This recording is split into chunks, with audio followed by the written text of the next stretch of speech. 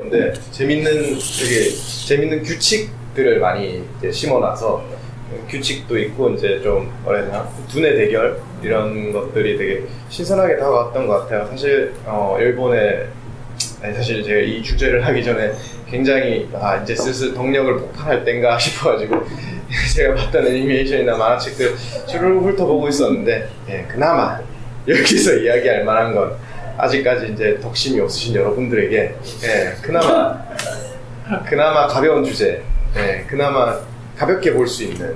그래서 살짝 설명해 주셔야 되지 않을까? 뭐 일단 단순합니다. 주인공 이제 라이토라고 하는 주인공이 이제 데스노트 정말 말 그대로 이름을 적게 되면 이제 죽게 되는 노트를 죽게 되고 이제 이를 통해서 뭐 이제 범죄자들을 이제 처단하면서 시인과 같은 행동을 하려고 하고 이제 이에 대항해서 이제 엘이라는 세계 탐정이 나오고 이제 엘이 라이토를 잡으려고 이제 노력하는 어떤 둘 사이의 대결이에요. 작품 안팎으로 일단 먼저 얘기를 간단하게 드리자면 사실 이 그림 작가가 따로 있고 글 작가가 따로 있어요. 이 그림 작가 같은 경우에는 이제 고스트 바두왁이라고 혹시 이제 못 들어보신 분들도 있을 텐데 그 이제 유행한 언어 이제 유행어로 신의 한 수 뭐 이런 단어들이 이제 거기서 왔어요. 이제 신의 한 수 같은 거는 이제 다들 한 번씩 들어보셨을 거예요 아마. 근데 이제 고스트 바두왁이라는 만화에서 좀 유행하게 됐죠. 그림은 되게 잘 그리는데 이제 스토리가 물론 이제 고스트 바두왁도 되게 흥행은 했었는데 이제 스토리가 좀 부족하다는 얘기를 들었었고 글 작가는 사실 거의 미스테리에 가까웠는데 이 이후에 이제 점점 밝혀지게 된 게 이제 예전에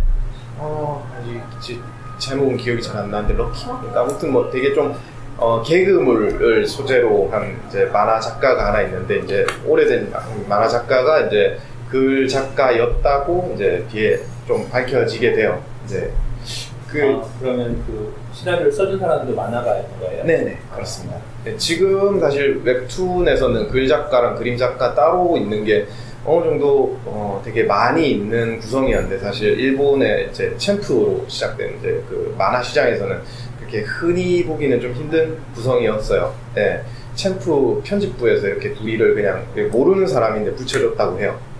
글 작가와 그림 작가를.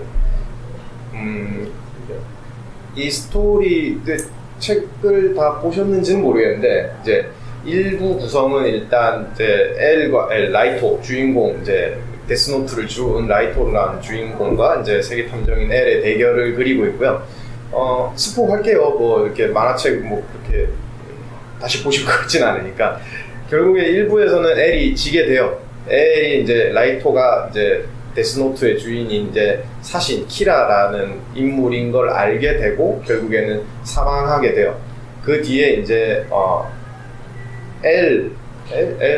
리아하고 하나 더 있는데 아무튼 멜로랑 리아. 그 두 명이 이제 엘의 제자 같은 뭐 영재 뭐 양성 기관에서 길러진 엘의 후계자로서 이제 키라 그러니까 라이토랑 대결하게 되는데 뭐 결국에는 이제 키라가 지게 되는 그런 스토리로 이제 흘러가는데 이 후속작이라고 좀 그렇고 이 다음 작품이 이제 바쿠만이라는 작품이 있거든요. 여기 이제 두 명이서 같이 똑같이 그리게 되는데 이제 여기서 이제 만화가들의 뭐 삶 이런 내용을 담은 만화책인데 여기에서 사실 비슷한 얘기로 이제 일부만 하고 끝낼 걸 그랬다라는 이제 그런 뉘앙스를 풍기게 돼요. 요 이제 만화를 그리면서 사실 편집부에서 압박이 많았겠죠. 사실 되게 센세이션한 작품이었거든요. 물론 이제 간혹가다 챔프에서 이런 방식으로 짧고 굵게 인기 흥행하는 작품들이 나오긴 합니다만 사실 되게 한 시대를 흥행하는 작품은 되게 오래 가게 돼 있어요. 어릴 때면 드래곤볼도 되게 오래 갔죠 사실. 지금 되게 오래 흥행하던 이제 원피스는 한 번씩 다들 들어보셨을 거고 원피스 나루토랑 이제 블리치 요 3대장이 이제 원나블이라고 불렀는데 나루토랑 블리치는 끝났어요. 결국에는 굉장히 오랜 시간 10년 이상 연재하다가 결국에 끝났고요. 근데 얘는 좀 짧지 않아요? 예, 짧고 특수해요. 그래서 이제 만화책 원작으로 이제 연재하던 당시에 이렇게 인기가 있기가 사실 쉽지가 않거든요. 진격의 거인 이제 그 뒤에 좀 이제 이런 유사한 방식으로 이렇게 좀 인기가 있었는데 사실 뭐 우익 논란도 있고 점점 지지부진해지는 스토리도 있고 여러 가지 이유 때문에 지금 사실 어디로 갔는지도 모를 정도로 사실 인기는 없죠. 사실 뭐 아무튼 그렇습니다. 일부가 그래서 거의 정수 이제 이 작가가 글 작가가 그림 작가가 이제 쏟아낸 정수라고 볼 수 있을 것 같아요. 사실 만화들을 다들 보셨는지 모르겠지만 사실 논리를 따라가는 것도 되게 재밌고요. 이제 2부 구성 같은 경우에는 이제 평가하기로 이제 그렇게 똑똑하던 라이토 키라가 이제 너무 역할이 적어져서 사실 만화책 전체로 봤을 때 스토리가 되게 긴데 키라 라이토 입장에서 봤을 때는 별로 역할이 굉장히 적거든요, 사실. 그래서 사실 정말 짠해서 정말 쓰기 싫은데 짠해서 쓴 거 아닌가라고 추측을 했었고요. 이제 그 뒤에 바쿠만이라는 작품에서 돌려서 우회적으로 표현한 것도 있죠.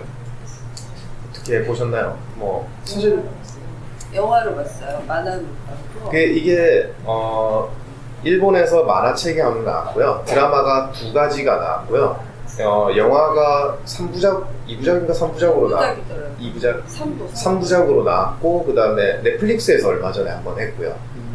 네, 요렇게 그리고 뭐 뮤지컬도 있고 한국에서 뮤지컬도 했었죠. 엄청난 컨텐츠네요. 네, 사실 흥미롭잖아요. 사실 이런 데스노트라는 걸 죽는다는 설정 자체가 되게 흥미로운 소재다 보니까 게다가 그 규칙을 사실 잘 만들어놨어요.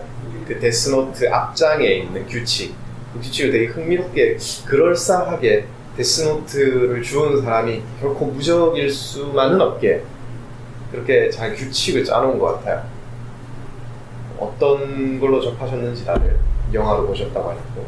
1부밖에 못 봤어요. 아 그래요? 네. 이거는 어디까지?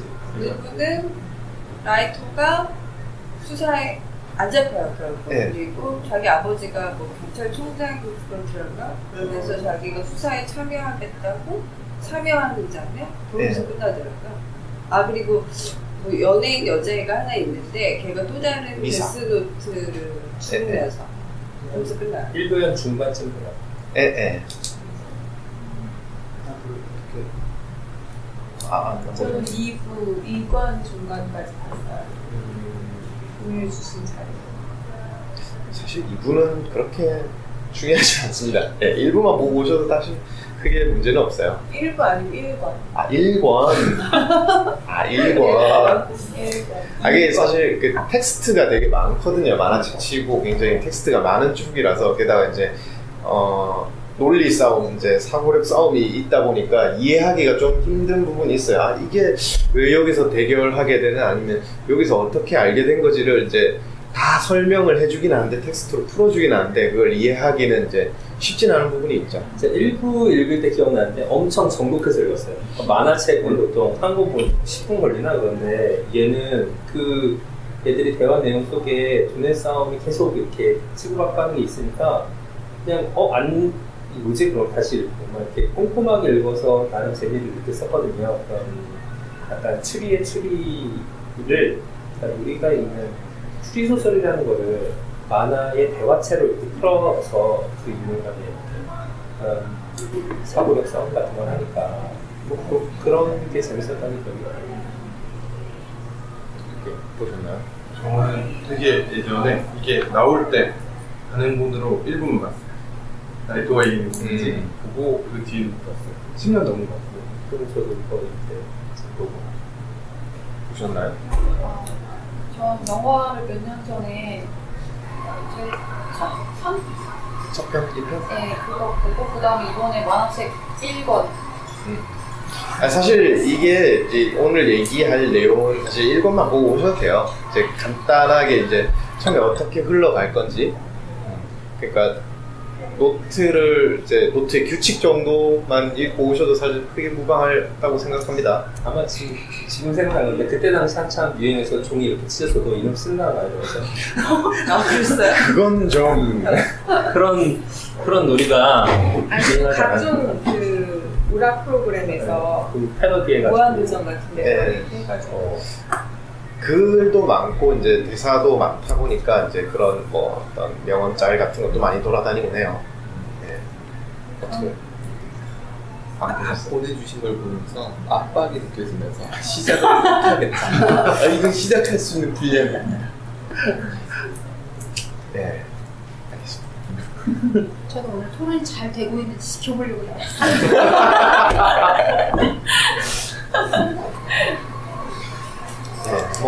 네, 안 보고 오셨어도 사실 뭐 기본적인 컨셉 정도만 이해하셔도 오늘 얘기 정도는 충분히 가능할 거예요.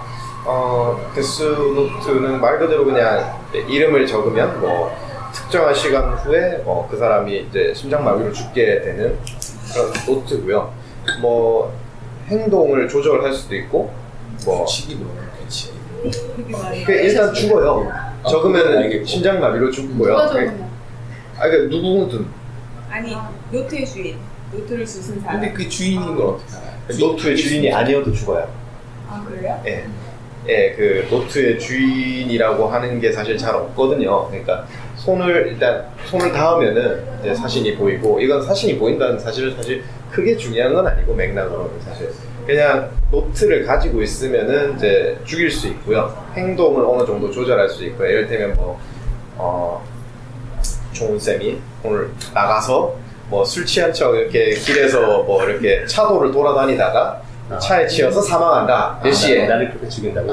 이렇게 일단 그렇게 적으면은 문장을 쓸 수 있는 네, 그런 그게 문장형으로 하면 이제 문장형으로 행동하시다가 사망하세요. 근데 물리적으로 불가능한 게 있죠. 종훈 쌤이 오늘 뭐 10시에 파리 뭐 에펠탑 앞에서 목을 매 사망한다. 라고 하면은 물리적으로 불가능하니까 최대한 유사한 형태로 죽어요. 뭐 이를테면은 뭐 에펠탑을 그려서 에펠탑을 그리고 그 앞에서 이렇게 목을 맨다던가 뭐 이런 유사한 형태, 가까운 형태로 해서 죽긴 하는데 물리적으로 불가능한 건 불가능한 거예요. 그리고 이제 여기서 이제 적어서 행동을 암시한 그 뒤부터는 뭐 트랜스 상태에 가까운 정도? 그러니까 뭐 인지할 수 있는 그런 상태가 아니라 최면에 가까운 상태가 돼서 이제 사망에 이르르죠. 그러니까 행동을 거의 완벽에 가깝게 조절할 수 있어요. 어느 정도. 그러니까 뭐 내 의사에 반하는 정도의 행동까지도 충분히 이제 최면에 가깝게 조절할 수 있는 부분이 있고요. 뭐 나중에 이제 라이토가 이제 일부분 이제 실험을 통해서 이런 것들은 다 실험을 통해서 알게 돼요. 뭐 공책을 찢어서 이제 일부분 공책의 뭐 일부분 종이만 가지고도 이제 죽일 수 있고요. 뭐 떨어지고 나서 며칠까지 괜찮고 뭐 이런 것도 있고, 그리고 죽일 수 있는 뭐 한도 범위가 있어요. 몇 주 안에. 그러니까 적고 나서 이제 최종적으로 뭐 이를테면 종훈 쌤한테 한 10년 뒤에 죽는다. 죄송합니다. 계속 종훈 쌤을 예를 들어서 하는데 이름을 예를 들어야 되니까 종훈 쌤이 뭐 10년 뒤에 죽는다 이렇게 하면 안 돼요. 이렇게 하면 그렇게까지는 안 되고 이제 제한 시간이 있어요. 2주인가 그럴 거예요. 일주일인가 2주일인가 그런 게 있어요. 그래서 이제 이를테면 이제 엘과 라이토가 이제 대결을 벌이는 사이에 뭐 행동을 주시하고 있을 때 이제 적지 못할 거 아니에요. 이제 뭐 사방에 감시 카메라 이렇게 막 달아놓고 이제 본인의 행동을 감시하게 되는데 14일 뭐 그렇게 지켜보면서 이제 행동을 뭐 지켜볼 때도 그렇고 아니면 이제 구금을 해놓기도 해요. 이제 엘이 라이토라는 건 아는데 명백하게 알고는 있지만 증거가 없어요. 그래서 뭐 이렇게 묶어놓고 방에다 구금을 해놓는데 이제 14일 뒤에 이제 죽일 수 있나 없나 를 확인하는데 이제 그 뒤에 뭐 다양한 트릭을 사용해서 14일 뒤에 누군가를 죽이게 돼요. 네, 그렇게 해서 아무튼 노트에는 14일 뭐 14일 7일인가 정확하게 날짜를 잘 모르겠어요. 누군가를 죽여야 하나요? 네, 그리고 이제 계속 누군가 사실 이름을 안 적으면은 이제 노트와 계약 파기가 돼요. 네. 그리고 그 이름 적는 사람이 얼굴을 알아요. 예, 그 이름과 얼굴을 알아야 돼요. 유면식 있는 사람들로만. 예. 1년씩까지는 아니더라도 TV에서 본. 이름이 헷갈릴 수도 있잖아. 그게 사실 그래서 그것도 있습니다. 일본은 이제 이름이 한문으로 적어야 되는 경우도 있잖아요. 물론 라이토의 이제 지식 수준이 굉장히 높았기 때문에 그런 부분에 있어서 문제가 되진 않았는데 이제 아까 말씀하신 이제 아이돌 가수가 하나 나오거든요. 조력자로 이제 미사라고 하는 친구가 나오는데 그 친구는 배움이 좀 짧아서 사신과 계약을 통해서 이제 사신의 눈을 얻을 수 있어요. 이제 보기만 보면 이제 얼굴을 보면 이제 머리 위에 수명이랑 이제 그 이름이 떠다녀요. 사신의 눈을 얻게 돼요. 애를 쫓아다니는 거 아니에요? 아니, 애를 죽이려는 시도를 안 해요. 애의 이름을 몰라요.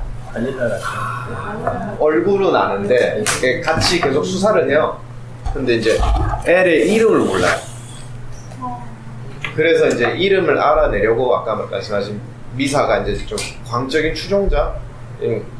스토리상에서는 이제 미사가 그 뭐랄까 뭐 강간 같은 걸 당하려는 찰나에 이제 라이토가 그때 한참 열심히 이제 일기장에 이름을 쓰고 계실 때였어요.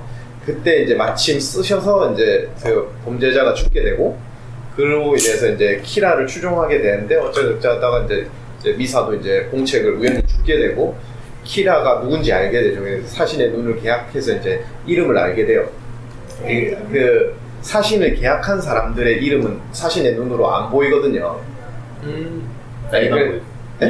이름 보이고. 그 사신의 눈을 계약한 사람은 이제 얼굴을 보면은 머리 위에 수명이랑 이름이 떠다니거든요. 근데 사신이랑 계약한 사람, 그러니까 공책을 가지고 있는 사람의 이름은 안 보여요. 공책은 한 권이 아니에요? 여러 권 있어요. 사신이 많이 있어요. 사신 한 명당 공책 한 권인데 사신이 아주 많아요. 저 궁금한 게 있는데요. 카톡에 별도로 그 무슨 문제 같은 거 아, 그게 교과서 아니에요, 교과서. 네, 교과서에 나왔던 거예요. 교과서에? 네. 그 올리신 이유가 그게 그 얘기를 그 얘기도 할 거예요. 네. 일단 만화 안팎의 얘기를 했으니까 법 얘기도 해야죠. 법리적인 얘기.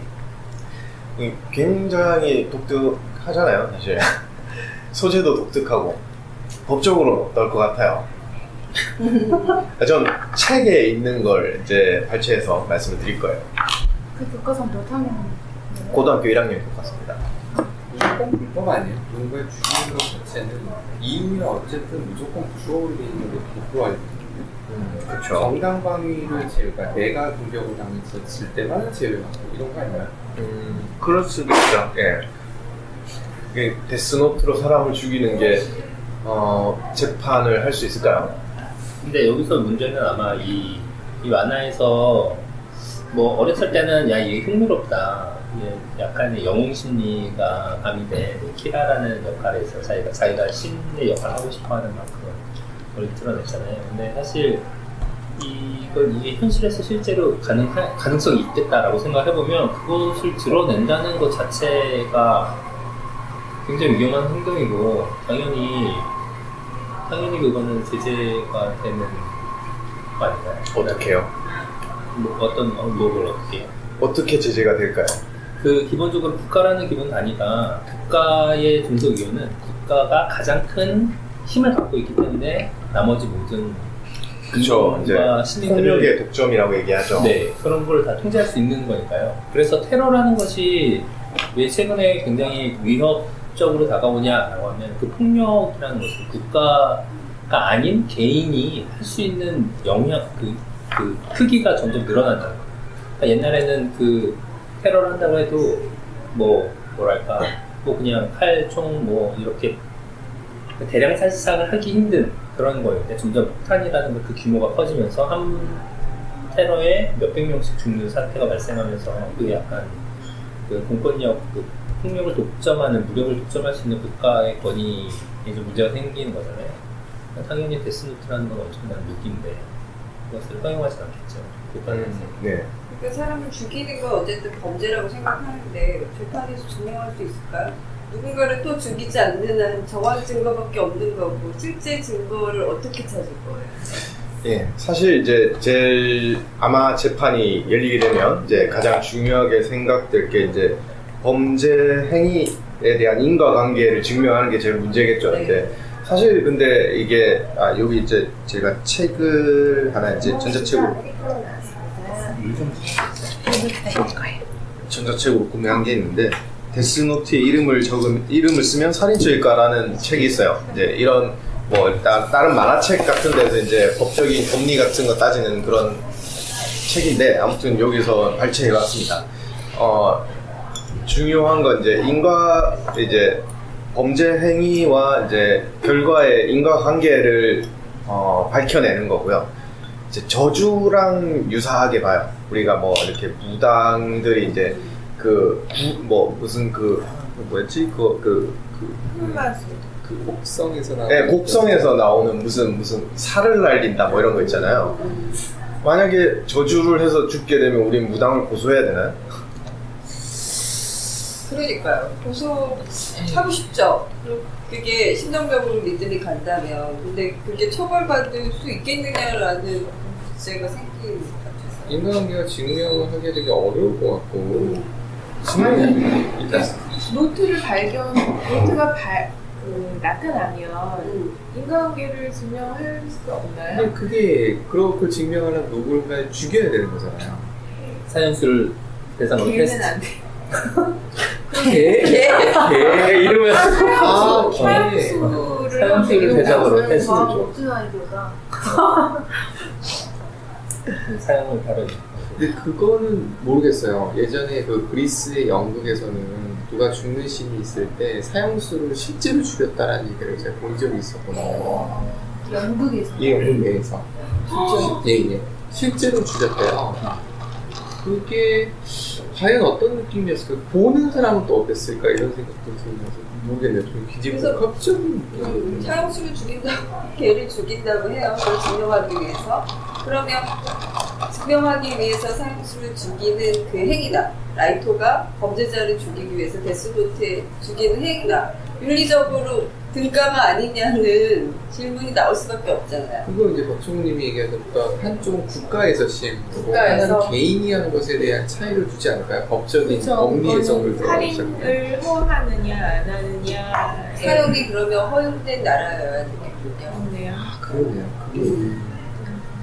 사실 과학적으로 밝혀내기 힘든 방식의 어떤 광범위한 어떤 살인까지는 아니더라도 미필적 고의에 의한 살인은 충분히 혹시도 사실 유사한 방식이라고 볼 수 있을 것 같아요. 사실 밝혀지진 않아. 네, 물론 이제 사전적으로 이제 조사들을 이제 부정적으로 바꿔왔다는 건 이제 알게 됐는데 사실 귀납적으로 어떻게 밝혀왔잖아요. 그러니까 결과에 의해서 영유아들이 사망하게 되고 의사들이 노트를 찾아가다 보니까 어떤 피해자들이 공통적으로 쓰고 있는 게 그런 어떤 가습기 살균제였고 거기에 대해서 살인죄를 사실 그건 이제 좀 미필적 고의가 있긴 한데 미필적 고의가 되면 이제 상대적으로 굉장히 형량이 쑥 내려가는 부분이 있긴 하죠. 네, 그렇긴 해도 그래도 일단 귀납적으로 일단 먼저 밝혀냈으니까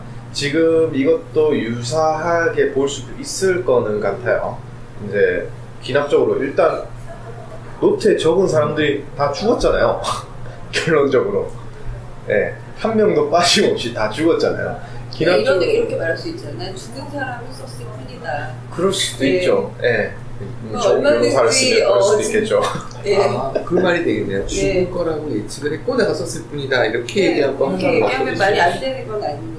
아까 얘기하셨던 사형수 같은 경우도 이 사람도 죽기로 네, 돼 있었으니까 그렇게 된 거다. 이런 식으로 해석을 해보면 이제 거기서는 이제 실험을 하겠죠.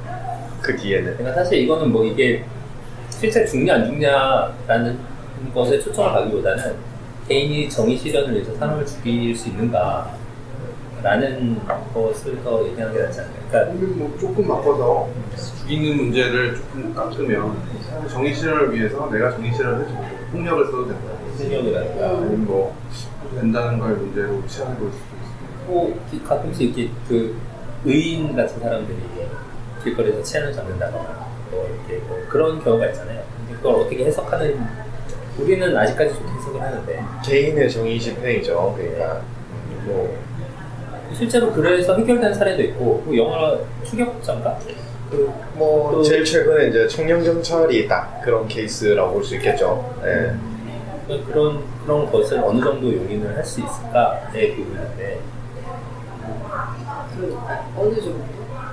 사실은 슈퍼 히어로물들이 사실 다 그런 거잖아요. 네. 다 동일한 거잖아요. 네, 다 동일하죠.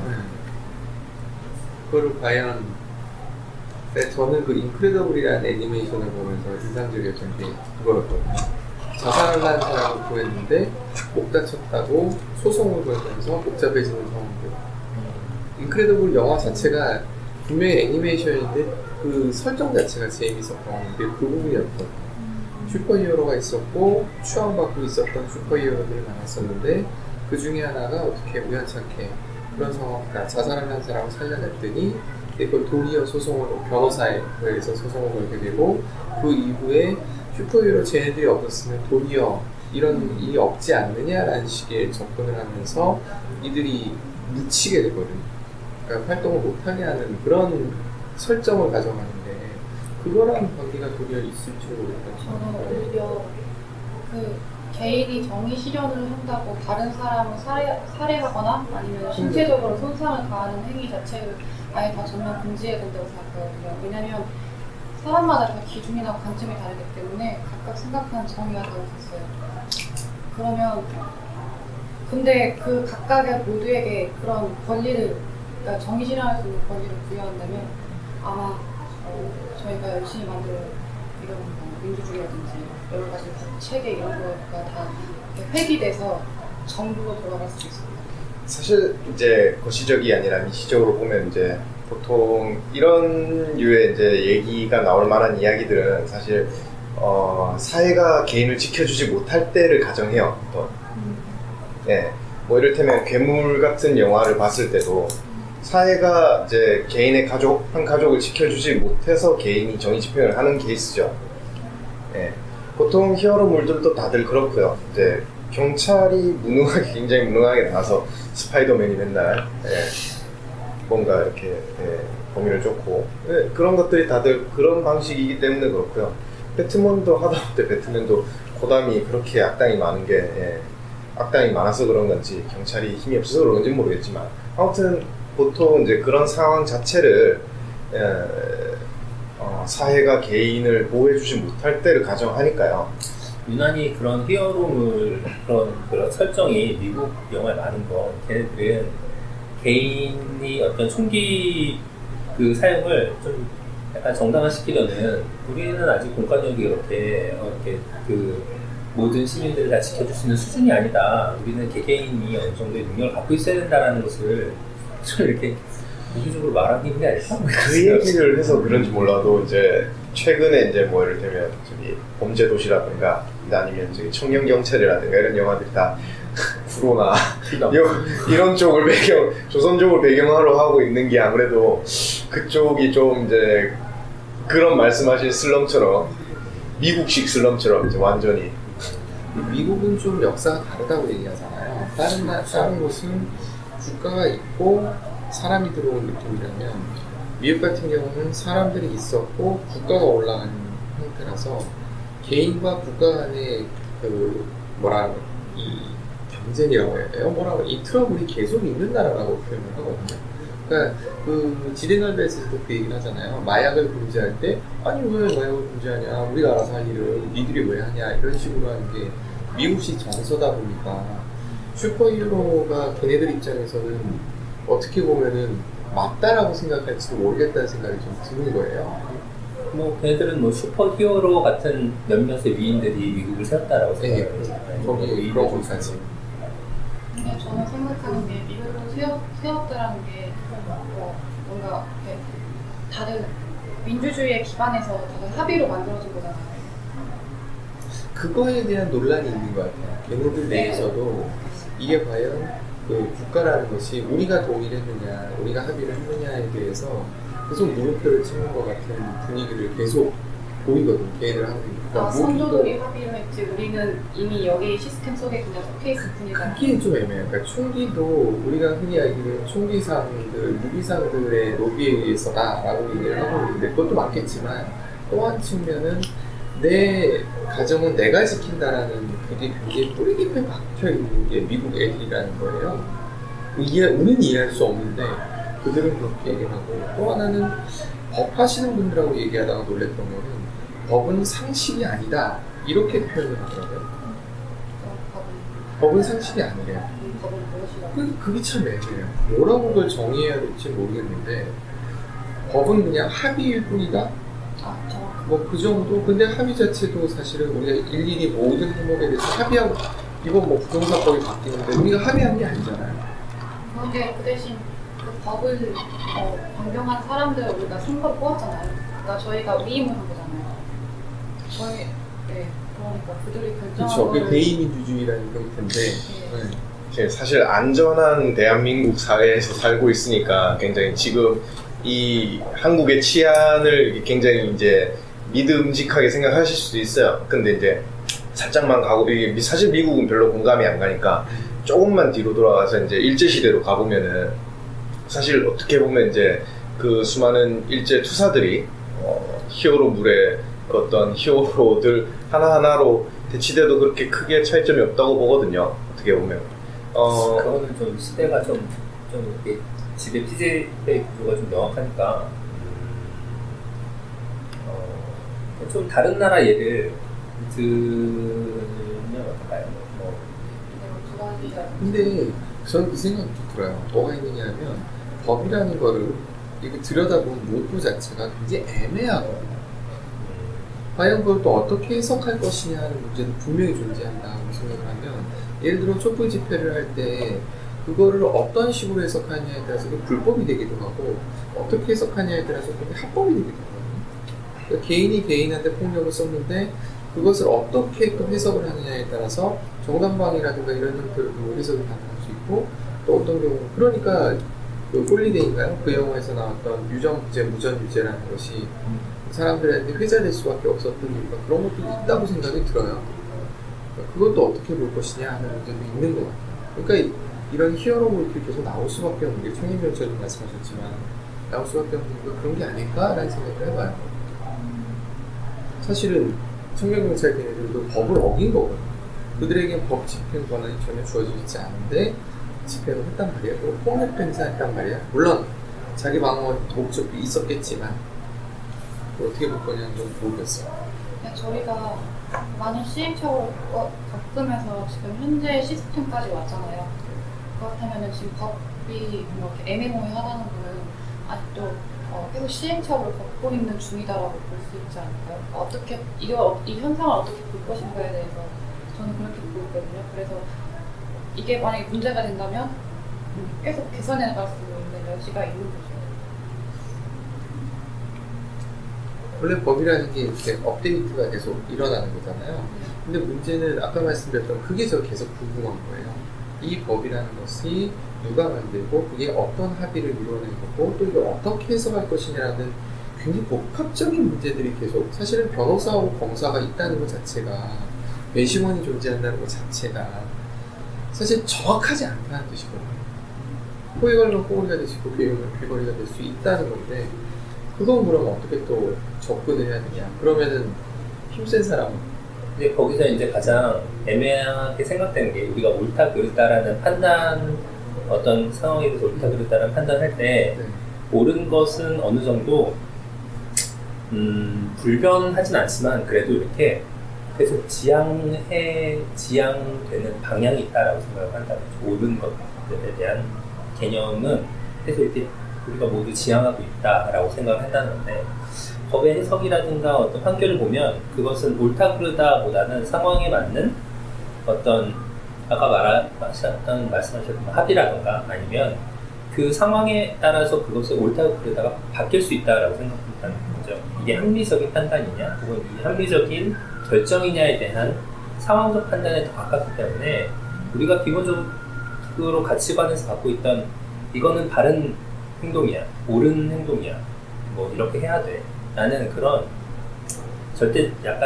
절대적으로까지는 아니지만 이렇게 그렇게 당연히 응당해야 되는 방향과는 약간 다른 판단 기준을 갖고 있어요. 그게 반론을 한번 얘기를 했는데요. 그 영화가 또 하나 생각이 나서 네. 그 엄정화가 나왔던 영화였을 거예요. 죽었다가 살아났는데 평범한 엄마를 태어났는데 다시 돌아왔는데 실제로는 잘 나가는 변호사였던 거죠. 이 변호사가 그전에는 항상 이 만약 부잣집 아들이 그냥 평범한 여자를 건드렸어요. 그러면 이걸 성폭행해서 안 걸리게 해주면서 뭐 엄청난 수임을 받는 거죠. 그런데 뭐 어떻게 다시 이렇게 바뀌어서 나왔는데 자기 딸이 있는 거죠. 딸하고 이제 정이 생겼는데 얘가 이제 그 비슷한 상황에 걸렸을 때 그거를 본인이 법을 합니다. 그걸 또 활용해가지고 결국은 어떻게 보면 법정까지 가진 않았지만 결국 법적으로 유리한 위치에 가는 모습을 보이거든요. 그렇게 되면 상황이라는 것 자체가 네. 좀 애매해지는 부분이 생긴 거죠. 아니, 또 거기서는 누구의 상황이냐에, 그러니까 원래 우리가 옳은 가치라는 것은 A, B라는 두 사람이 있을 때 옳다라는 기준은 A, B의 이해와 상관없이 옳은 기준이 있는 거잖아요. A가 맞고 B는 틀려. 근데 라는. 법이 그걸 해결해주지 못한다는 말씀이에요. 그쵸. 네. 법에서는 변호사가 A한테 붙는지 B한테 붙는지에 따라서 A가 범인이 될 수도 있고 B가 범인이 될 수 있다라는 그런 상황적 논리, 상황에서의 어떤 합리성을 어떤 법리적 해석으로 누구한테 더 이렇게 해석이 잘 되느냐에 따라서 달라지는 거잖아요. 근데 그건 사실 돈이 있으면 합의의 문제고 돈이 없으면 뭐 나쁜 말로 덤태기를 쓸 수도 있는 거고. 그러니까 우리가 생각하는 그런 법이라는 것이 가치관의 영역이라기보다는 이제 다른 영역. 그러니까 옛날에 듣기로는 법을 공부하기 전에는 경제학을 먼저 공부를 해야 한다고 들었거든요. 그러니까 민법을 공부하기 전에는 그 민법의 기초가 경제학이 되니까 경제학을 먼저 공부하라고. 뭐 그렇게 따지면 이해관계에 대한 뭐 합의라는 말이 더 가깝지 않나. 그래서 사실은 슈퍼히어로물이 나오는 이유들이 그 약자들 입장에서 봤을 때는 그걸 자기한테 유리하게 끌고 갈 힘을 보시려고 아는 것도 부족하니까 슈퍼히어로물이 계속 나오는 게 아닐까라는 거죠. 그러니까 그래서 그런 의미에서 이제 법이 정의를 대변하진 않는다. 네. 법이 정의를 대변하는 것이 아니라 법은 이제 사회적인 규제나 통제에 가깝고 이제 오히려 이제 정의라는 개념은 약간 환상과도 같은 거라고 생각해요. 제가 옛날에 그 가끔씩 생각하는 것 중에 하나 중에 링컨과 케네디에 대해서 그러니까 생각하는 것 중에 링컨 그러니까 미국 애들이 교육을 받을 때나 애들이 무슨 에세이나 뭘 쓰라고 할 때 링컨에 대해서 글을 쓰라고 하면 엄청나게 많은 그런 숙제가 있대요. 근데 그거에 대해서 이제 서술을 하라고 하는데 우리는 링컨이라는 사람이 좀 뭔가 노예제를 폐지하고 뭐 그 나름대로 미국의 많은 대통령 중에서 되게 유명한 또 역할을 많이 하고 모든 승리를 이끌어서 번영을 하고 여러 가지를 얘기하잖아요. 근데 그 사람은 일찍 죽었어요. 암살을 당해서. 근데 그 사람은 어떤 정의로운 이상사회를 구축하는 데 일조를 한 현재 미국을 그런 이상으로 남았고 이상으로 이렇게 죽어서 남았고 나머지 숨겨진 그 세력가들은 그 뒷부분에서 그를 우상화시키면서 자기들의 이익을 취한다 이렇게 생각 들었거든요. 그러니까 이상이라는 것은 일반 사람들이 쫓으라고 내두는 어떤 환상 같은 거고 그것을 이용할 많은 사람들은 뒤에서 어떤 이 사회 체계나 이런 걸 이용해서 자신의 이익을 취하게 한다는 거죠. 그러니까 이게 뭐 이런 게 우리가 뭐 대학생들이 이렇게 사회 활동을 할 때 환경운동이라든가 아니면 옛날에 그 정치운동, 뭐 반미 막 이런 걸 할 때 일단은 우리나라는 명분이라는 것이 좀 명확하고 그것에 대해서 투쟁을 하고 막 그랬던 기억이 있다면 실제적으로 그것을 얼마큼 실천하느냐, 어떻게 구현되느냐까지 자세하게 들여다보지 않으면 약간 그 이상에 이용되거나 이럴 가능성이 좀 있다. 그래서 정의로운 사회라는 그 말 자체에는 약간 그런 환상의 주입 같은 게 숨어있다 이렇게 생각하는 거예요. 저는 두 분한테 질문을 싶은데요. 법이 불안정해서 정의 실현에 부합할 수 없고 그리고 뒷단에서 사람들이 자기 이득을 충분히 취할 수 있다면 그런 법은 필요 없다고 생각하는데요. 그렇진 않죠.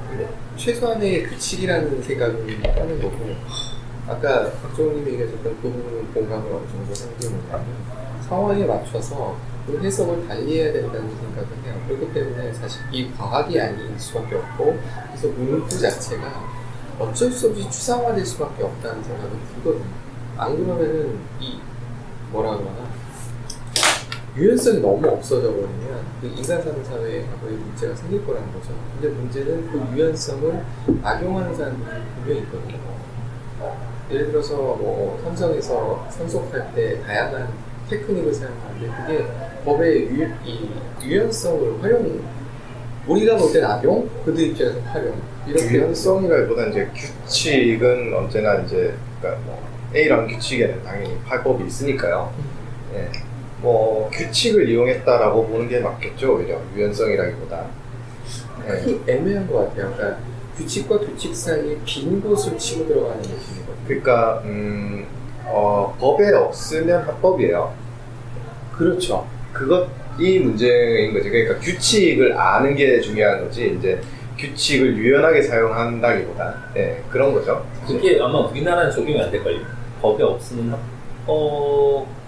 법이 없으면 불법이 합법, 아니- 불법이 아니면 아니- 합법이에요. 진짜 이게 뭐 중간 레벨이 있는 게 아니라서요. 사실 그러니까 불법만 존재하고 합법은 존재하지 않아요, 원래.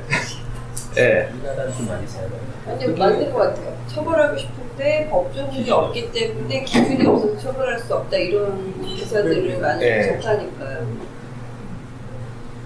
그런데 저 법이 A의 이해관계도 아니고 B의 이해관계도 아닌 어떤 기준이 있어야 되는데 우리는 항상 이 A의 이해관계에만 부합하는 법이라는 느낌을 너무 많이 받아와서요. 그러니까 그 규칙을 아는 사람한테만 열려있고 규칙을 모르는 사람한테는 똑같은 법임에도 불구하고 적용을 달리 받고 이러니까 이 라이토 같은 사람들이 만약에 나타나서 범죄자만 죽인다고 한다면 굉장히 이 사람을 단죄할 것이냐라는 논쟁이 일어날 수 있다고 봐요. 물론 이제 전제는 이제 다 안 보셔서 사실 라이토가 이제 중간에 이제 FBI 요원들 자기들을 맞아. 쫓아오는 FBI 요원들을 살해하거든요. 사실 거기서 이미 정의는 깨졌다고 생각해요. 맞아. 사실 이미 뭐 물론 이제 FBI 요원들이 뭐 잘못한 게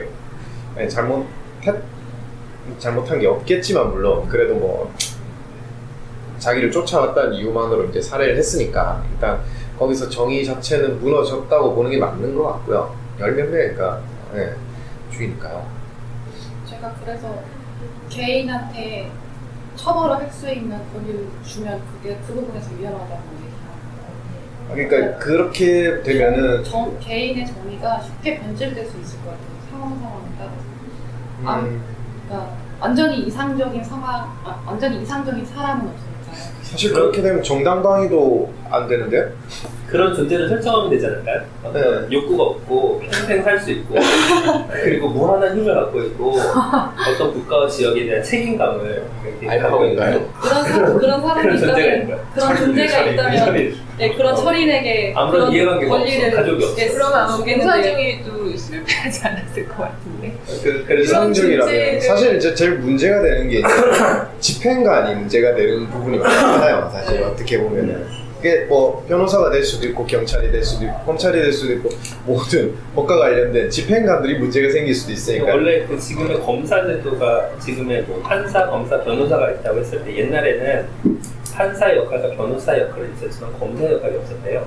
그러니까 옛날 그 그리스 로마 시대 때 그때도 변호사가 있었는데 그 판결을 내린 사람이 있고 돈을 들여서 이렇게 자기 변호를 시키는 사람이 있지만 검사와 같은 역할을 해서 이 사람의 죄가 진짜인지 얼마만큼의 어떤 범죄를 이렇게 형량을 부여해야 되는지 할 때 그런 역할이 없었다는 거예요. 그러니까 이게 굉장히 어떤 자의적인 판결 혹은 진짜 돈이 있는 사람은 변호인을 사서 빠져나올 수 있지만 돈 없는 서민은 그냥 판결에 그대로 처벌을 받아야 되는 그런 상황에서 그걸 보호하기 위해서 검사는 생겼대요. 물론 우리나라의 역사 안에서의 검사는 그 일제시대 때 그 잡아가는 그런 검사였으니까 좀 약간 다르긴 하죠. 좀 약간 그런 차이가 있고 또 하나는 또 하나는 그 제가 아까 말씀드렸던 그런 가상의 철인 같은 그런 존재 있잖아요. 어떤 그 이해관계가 얽히지 않고 국가의 봉사하고 막 그런 힘을 갖고 있는 그런 것들이 약간 체험에서 보면 그게 그 왕에 해당되는 왕권에 해당된다라고 생각하는 거예요. 그러니까 영국 같은 경우는 왕은 하나밖에 없나요? 네? 아니 그게 아니라 안 얽힐 수 없어요 사실. 그러니까 그걸 생각할 때 이제 왕은 왕국에 하나밖에 없는 경우도 아니잖아요. 영국에는 이제 그러니까 우리가 생각하는 일반적인 왕은 전행을 다 일삼고 자기의 말이 막 법이고 막 이런 왕인데 영국 같은 경우에 그게 변했잖아요. 영국은 이제 군림하지만 통치하지 않으니까. 그러니까 통치는 그 뭐 옛날에 재상으로 지금은 무슨 뭐라고 그러지? 총리가 다 하고 있잖아요. 그러니까 투표 개인 민주주의 해갖고 걔를 다 뽑아서 걔들이 다 통치를 하고 왕은 뭐 풍위 유지비 좀 받으면서 조금 전이에요. 물론 뭐 조금 아니고 재산도 많겠지만 그 사람들이 직접 뭘 하진 않잖아요. 그러니까 일단 법적으로 그렇게 제한을 두고 있습니다. 그럼에도 불구하고 국가에 봉사하려는 어떤 역할을 하고 있고. 근데 만약에 그런 측면에서 우리가 비교해봤을 때, 저는 어렸을 때 영국이 왕을 갖고 있는 나라라고 해서 되게 놀랬거든요. 아니 그렇게 미개한 전세를 갖고 있단 말이야 라고 생각을 했는데 조금 다르게 생각해보면 내가 4년 혹은 뭐 길게 잡아야 한 10년도 안 되는 기간에 권력을 잡고 있다가 쫓겨날 사람이야 라는 것과 내 평생 이 모든 그 비난과 뭘 감수하면서 그 자리에 있어야 되는 사람이라면 어떤 쪽이 누가 더 책임감 있게 맡은 일을 수행할까 라고 비교를 그렇게 생각을 해봤죠. 둘 다 문제죠. 둘 다 문제가 있고 둘 다 그쵸. 좋은 게 둘 다, 역사적 검증이 예. 됐으니까. 근데 이제 그거에서 어느 쪽이든 보완한 시스템이 있다면 좋지만 단기간에 책임을 묻는다는 것은 요즘 최근에 뭐 어떤 그 미국의 많은 기업 CEO, 그러니까 고용된 CEO들, 그러니까 고용된 뭐라고 그러지? 가지사장. 혹은 전문 경영. 전문 경영이라 단어가 생각이 안 나서 전문 경영이란 좋은 단어가 있는데 정확한 용어를 알려드렸을 겁니다. 그런 그 전문 경영인들이 그 회사의 어떤 문화를 제대로 이해하지 못하고 회사를 말아먹고 단기간에 이걸 이렇게 취득하면서 이렇게 무너지는 경우도 굉장히 많거든요. 그래서 과연 책임감을 어느 시스템에 가질 수 있느냐? 선악을 개인이 판단하니까 문제인 거죠, 사실. 그러니까 회사를 그렇게 말아먹는다는 게 애초에 악이라고 전제를 깔고 가니까 그런 거예요. 아니, 그러니까 어떤 조직, 그 조직이 와해되는 게 악인 거잖아요. 그렇죠. 그 조직이 조직을 그러니까- 와해시키기 위해서 침투된 사람이라면 아. 이런 생각을 하는 거니까. 아니 그러니까 계속 말씀드리는 게 이게 그러니까 개인이 이미 선악을 분별을 해놨어요. 그게 정말 옳은 건지 아닌 건지는 뒤로 넘겨놓고요. 그러니까 이미 그 어떤 기업은 계속 존속이 돼야 되고 그 기업이 계속 잘 굴러갈 수 있게 뭔가 대단한 어마어마한 능력 있는 사람이 사장으로 와야 된다는 전제가 있으니까 그 사람은 그렇게 하면은 악인 거죠. 근데 만약에 뭐 이를테면 필요한 뭐 매각해야 되고 지금 뭐 대우조선해양 뭐 이런 분들 뭐 다 넘겨야 되는 상황인데 차츰차츰 매각하고 해야 되는 상황인데 그런 사람이 와야 되겠죠. 그러면 그러니까 이게 선과 악이 상황에 따라 다른 건데 말씀하신 거대로라면은 계속 뭔가 불변하는 선이 있고 불변하는 옳은 가치 뭐 불변하는 선이 있고 이렇게 가정을 하고 이렇게 얘기를 하면은 사실 좀 어렵죠, 얘기가. 이 상황에서는 불변한다. 전문 경영인이니까 전문 경영을 하려고 그 자리에 앉힌 거니까 그게 맞는 거죠. 경영이 이제 그러니까 회사를 크게 만드는 것도 있고 작게 만드는 것도 있을 거예요. 예. 그래요? 작게 만드는 거예요? 그러니까 있을 수 있다고. 필요에 따라서 매각을 할 필요도 있죠. 도태된 네. 산업이라면 네. 그럴 수도 네. 있죠. 더 튼튼하게 하는. 그러니까 뭐 아니, 뭐 다른 도태된 산업이거나 이러면은 좀 줄여야 될 필요가 있을 수도 있죠. 그래도 와해를 네, 저는 사실 방금 얘기를 했던 게 종우님이 얘기하셨던 걸 이해를 한 거는 단기적인 걸 놓고 보면 전문 경영인이라는 사람이 전문적인 사람이 들어오더라도 단기적이라고 이렇게 기한이 정해져 있으면 이 선악을 떠나서 단기적인 목표만 추구하게 된다는 거죠. 네. 이 얘기 저는 이렇게 알아들었거든요. 그 왕과 이걸 비교하면서 선악의 문제가 아니라 우리가 단기적인 목표가 중요할 수도 있고 장기적인 목표가 중요할 수도 있는데 내 임기가 단기면 단기적인 성과를 추구하게 되죠. 내가 잘하는 게 되니까. 그러니까 그게 정찰적으로 얘기해서 그런 선악의 문제일 수도 있겠지만 이게 기업에 해가 될 수도 있고. 네, 그건 이제 비유적으로 말했지만 선악이라는 것은 어떤 그 사회와 조직 안에서의 가치 판단이잖아요. 그랬을 때 그것을 짧은 시간, 짧은 기간에 책임감한테 주어진 사람과 긴 기간 책임을 져야 되는 그런 그 책임감의 그 기간이 다르다면 어느 쪽에 더 어떤 헌신하고 더 오래 생각할까라는 측면에서 오히려 어쩌면 왕권에서도 그런 측면에서의 장점이 있을 수 있겠다라고 생각하는 거예요. 그냥 저희의 지금 다만 잘못 선택했을 때 수정할 게 필요하기 때문에 임기가 생긴 거겠죠. 아마 덜 효율적이겠지만 수정하기 위해서 생긴 거죠. 그리고 지금 지혜 씨가 말한 개인을 못 믿는다는 거잖아요. 개인은 언제나 다른 가치를 가질 수 있고 그 개인이 플라톤이 말한 것처럼 뭐 철인의 그런 위치를 어떻게 계속 유지해 나간다고 믿을 수가 있을까요? 위험한 거라고 저는 생각하거든요. 그러면 이제 정당방위가 성립이 안 되잖아요. 정당방위. 자기 말고 다른 사람이 공격당하거나 다른 사람이 불이익을 당한 걸 내가 내 자의적인 판단에 의해서 슈퍼히어로가 됐다. 아무도 도움을 안 주실 건가요? 예, 누군가 이렇게 공격당하고 있을 때 아무도 이제 다 모른 척하고 가실 건가요? 그래서 상황에 보면 따라 저희가 의무를 부여한 경찰이 있죠. 네, 정부 일단 112에서 경찰은 내가 나서서 해결할 수 있는 부분이 있는가 하면 누군가 더 큰 도움을 줄 사람이 제가 당장에 그러니까 상황을 설정해 보면은 네, 그렇죠. 당장 해야 되면 제가 제압을 하려고 할 수 있지만 그 범죄자를 죽이거나 아니 근데 이런 거 그걸 내가 제압하는 건 자체로 킬러도 아니고 폭력일 수도 있잖아요. 그것도 폭력이잖아요. 네. 따지고 보면. 네. 그렇죠. 그러니까 되게 애매해지는 것 같아요. 그래서 저는 합의된 개인을 세우는 거라고 생각해요. 지금의 법 제도가. 그래서 가장 많이 합의가 된 사람을 헌법재판관을 세우고 뭐 판사를 세우고 그래서 이번에 그 김희수도 못 되게 하려고 그 애를 쓴 거 아니에요? 그러니까 누군가의 이해관계가 얽혀있기 때문에 지금은 그분이 다수를 대변한다고 생각을 해서 세우고 싶은 쪽이 있고 세우고 그분도 어쨌든 개인이잖아요. 근데 다수의 합의를 대변할 수 있는 개인을 벗어날 수는 없는 것 같아요. 근데 대변할 수 있는 개인을 세우는 게 결국 더 많을까.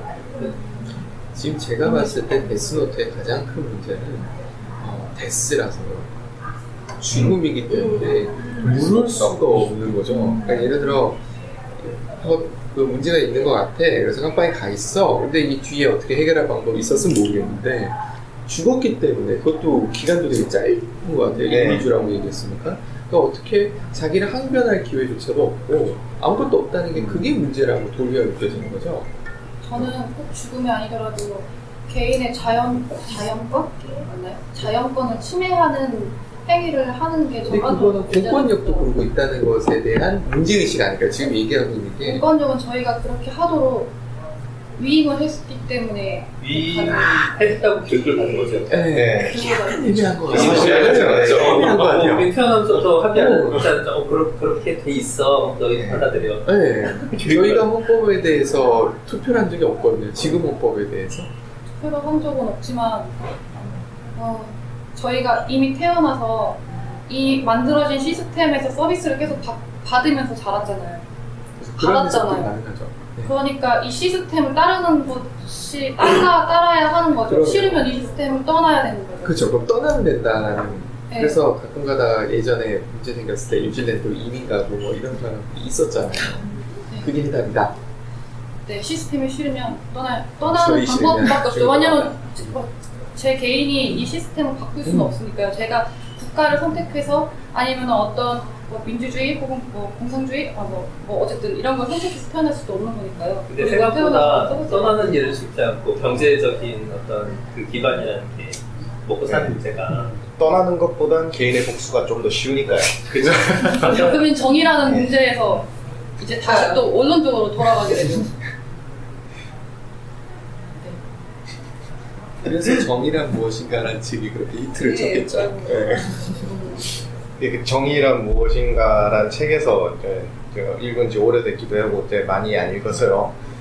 세 가지 제일 이렇게 정의를 얘기할 때 세 가지 중요하게 얘기해야 될 게 뭐 공의랑 도덕이랑 그다음에 하나가 자유 세 가지를 위주로 얘기를 해야 된다라고 했는데 공리는 제가 봤을 때 확실하게 보장하고 있는 것 같아요. 라이토가.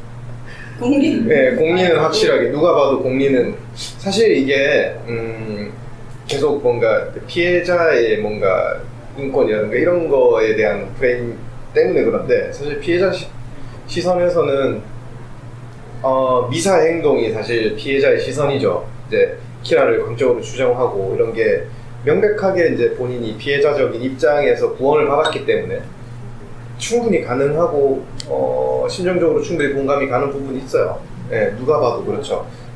때려 죽이 아니 사실 이제 한국이나 일본 법 체계가 좀 이렇게 교화에 이제 치중이 돼 있잖아요. 이제 범죄자 교화에 그러니까 처벌이라기보다 이제 범죄자 교화 쪽에 어느 정도 치중이 돼 있는 부분이다 보니까 그러니까 피해는 내가 입었는데 그 처벌이 아니라 교화를 받고 있는 거니까 그 어떤 법적인 게다가 이제 지금 이 한국 법에 대한 처벌이 아니라 이제 교화의 목적을 둔 법 체계 말씀하신 것처럼 나는 동의한 적이 없고 나는 그냥 동의한 적 없는 이 사회적 동의 이제 그러니까 교화의 목적을 둔 사법 체계 그냥 이 상태에 던져진 상황인데 난 피해를 받았고 그럼 떠나야 되는가 그것보다는 말씀드린 것처럼 이렇게 복수가 좀 가까운 거고 그냥 우리나라 법체에도 태형을 도입해야 된다. 태형과 그리고 교도소의 가장 이상적인 모델은 프랑스 교도소. 엄청 더럽고 고치지 않고 막 쥐가 나오고 막 그런. 네. 그래서 프랑스 재범률이 되게 낮은데 걔네 인간으로서 존엄성을 보장받지 못하는 그런 열악한 환경. 네, 프랑스 교도소가 그렇게 열악하대요. 그래가지고 근데 프랑스 갔을 때 느낀 거는 그 프랑스의 합리적인 사고를 한다라고 했을 때는 우리가 합리적이란 말은 다 약간 뭔가 그럴듯해 보이고 다 좋아 보이는데 걔네 이제 파리에 딱 갔는데 그 나무들을 직사각형으로 잘라놓은 걸 보면서 저 합리라는 것은 인간의 어떤 기준에 의한 합리구나 라고 생각해서 돈을 쓸 때 쓰고 안 쓸 때 안 쓴다. 인간을 중심으로 뭐 이렇게 판단한다. 이런 관점에서 봤을 때 교도소라는 것은 돈을 전혀 쓸 필요가 없는 그런 공간이었거든요. 예를 들어 그런 교도소를 들여오고 싱가포르에 랜덤하게 너 100개 맞을 거면 부금 한 30일 중에 밤이든 낮이든 네가 알 수 없는 시간에 끌려가서 맞아야 되는 그런 거는 또 이거는 뭐 요즘 나오는 뭐 교도소밥이랑 군대 식단이랑 이렇게 비교해 놓은 걸 보면 아 내가 군대 간 게 아니라 이제 감옥을 갔구나 이런 생각이 들 때가 있거든요. 감옥밥보다 좀 더 못하게 먹었던 것 같아요 사실.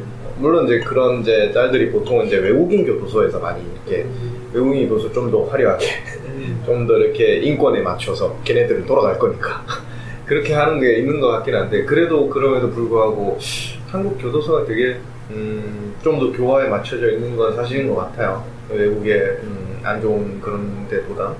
그리고 약간 우리가 느끼는 뭔가 그 법이 그렇게 정당한가? 라는 것에 대한 의문은 신문에서 이렇게 그 범죄자가 몇 년형을 받았다 이런 거 봤을 때 아니 얘는 물건을 살짝 훔쳤는데 2년 몇 개월을 받는데 정치 뭐 해갖고 애들이 막 사기치고 이런 애들은 보석으로 풀려나? 이런 뭔가 말도 안 되는 형량 비교를 볼 때 있죠. 얘는 과실치사로 사람을 죽였는데도 엄청 많이 받는데 얘는 무슨 뭐 했는데 뭐 몇 년 안 받았어 이런 거에 대한 이게 비교가 불합리하다라고 생각되는 부분 때문에 약간 그런 신뢰감이나 가발감에서 의심이 커져요. 그래서 제가 생각했는데 그런 모든 형량을 비교해주는 사이트를 만들어가지고 이렇게 다 비교를 해가지고 이게 무슨 사건은 어떻게 해서 몇 년형을 검색을 하면 비교할 수 있도록 정보 공개 효과가 있어요. 공포가 도움이 된다면 태형이 도움이 된다는 거를 그 얘기를 들었었어요. 두바이 같은 데는 거기는 태형이 아직 있는 데니까 그러니까 교통법규로 위반을 해서 한국 사람이 실제로 태형을 4대인가 5대를 선고를 받았대요. 뭘로 누가 때려요? 뭐 걔네들 경찰 같은 데가 때리겠죠? 때리는데 진짜 채찍으로 때리는데 진짜 무서운 건 뭐냐면 5대 한꺼번에 때리는 게 괜찮은데 한 달 때리고 약 발라서 다 낫게 하고 다시 때린대요. 그래서 1년 동안 때린다는 거예요. 아, 저 정도면 공포로서 확실한 공포다. 그래서 불러다 놓고 때리는 거예요. 그렇죠. 그걸 미리 저는 싱가포르인가? 어디서 들었는데 유명하죠. 미리 알려주지 않는데요. 언제 무섭겠다. 그러니까 너 몇 월 며칠을 맞을 거야 라고 알려주지 않고 구분되는 기간이 있고 그 중에 몇 대를 때릴 건데 시간을 알려주지 않는 거예요. 물론 다 치료하고 그래서 얘는 언제 맞을지 모르는 그 공포에 때리는 것도 풀스윙으로 이렇게 엄청 그 세게. 규격이 있다고 들었어요. 뭐 매가 어느 정도 이렇게 몇 센치에 누가 이렇게 건장한 누가 이렇게 어떻게 때린다 이런 게 딱 규격화돼 있다고 들었거든요. 근데 저는 이건 공포라기보다는 치욕인 것 같아요. 그러니까 뭐그 정도 만든 게 그렇게까지 공포인가요? 네. 나는 교도소에 가서 몇 년 사는 게 더 공포인 것 같아요. 근데 저는 되게 분리되니까. 중요한 게 이게 태영이든 교도소에서 사는 거든 유능한 변호사를 고용할 수 있는 사람은 지금 말씀하신 허술한 법망을 이용해서 규칙을 이용해서 벌을 안 받을 수 있다라는 거죠. 아직 저희 법 체계는 저희 시스템은 시행착오 중입니다. 저는 그게 법의 문제라기보다는 그냥 자본주의 자체의 문제겠죠. 그거를 자본에 맡겨놨으니까 법의 문제라고 보기는 좀 어려울 것 같아요. 법에도 문제가 있지만 그러니까 법만 가지고 문제를 삼기는 좀 어렵지 않나. 경제 논리가 아까 경제 논리가 들어가니까. 같이 들어가는 목적이 다르니까요. 모든 그러니까 것에는 검사가 이를테면 법 집행을 해야 되는 게 이제 롤 자체는 이제 법 집행을 뭐 변호사든 검사든 뭐 법관든 누구든 일단 법 집행을 해야 되는 게 롤인데 사실 목적이 좀 다르잖아요. 개인이랑 이제 직업관과 그래서 사실 오늘 지금 그 엔지니어로서의 양심을 팔고 왔는데 뭔가 이렇게 덜 고치거든요. 아니요. 그러니까 별로 안 좋고. 원인이 있는데 명백한 원인이 있는데 이제 그 원인 말고 다른 원인이라고 얘기해 주세요라고 해서 얘기해 주고 왔어요. 멱살을 막자. 범죄 아닌가요? 녹음 중인 것 같아요. 범죄는 아니고 저는 이제 고객의 위주에 고객이 원하는 대로 근데 누군가 손해보는 사람이 있으면 범죄가 되는 거 아닌가요? 손에 누군가 보겠죠. 난 아니겠죠. 아무튼 그러니까 이게 목적이 다 다르다는 거예요. 저는 이를테면은 이제 뭐 시스템을 잘 분석해야 되는 엔지니어로서의 롤이 있는데 저는 고객과의 어떤 그 탄탄한 신뢰와 회사에서의 어떤 탄탄한 신뢰, 고객과 맺어져 있는 신뢰 이런 게 이제 목적이다 보니까 조금 다르게 간다는 거죠.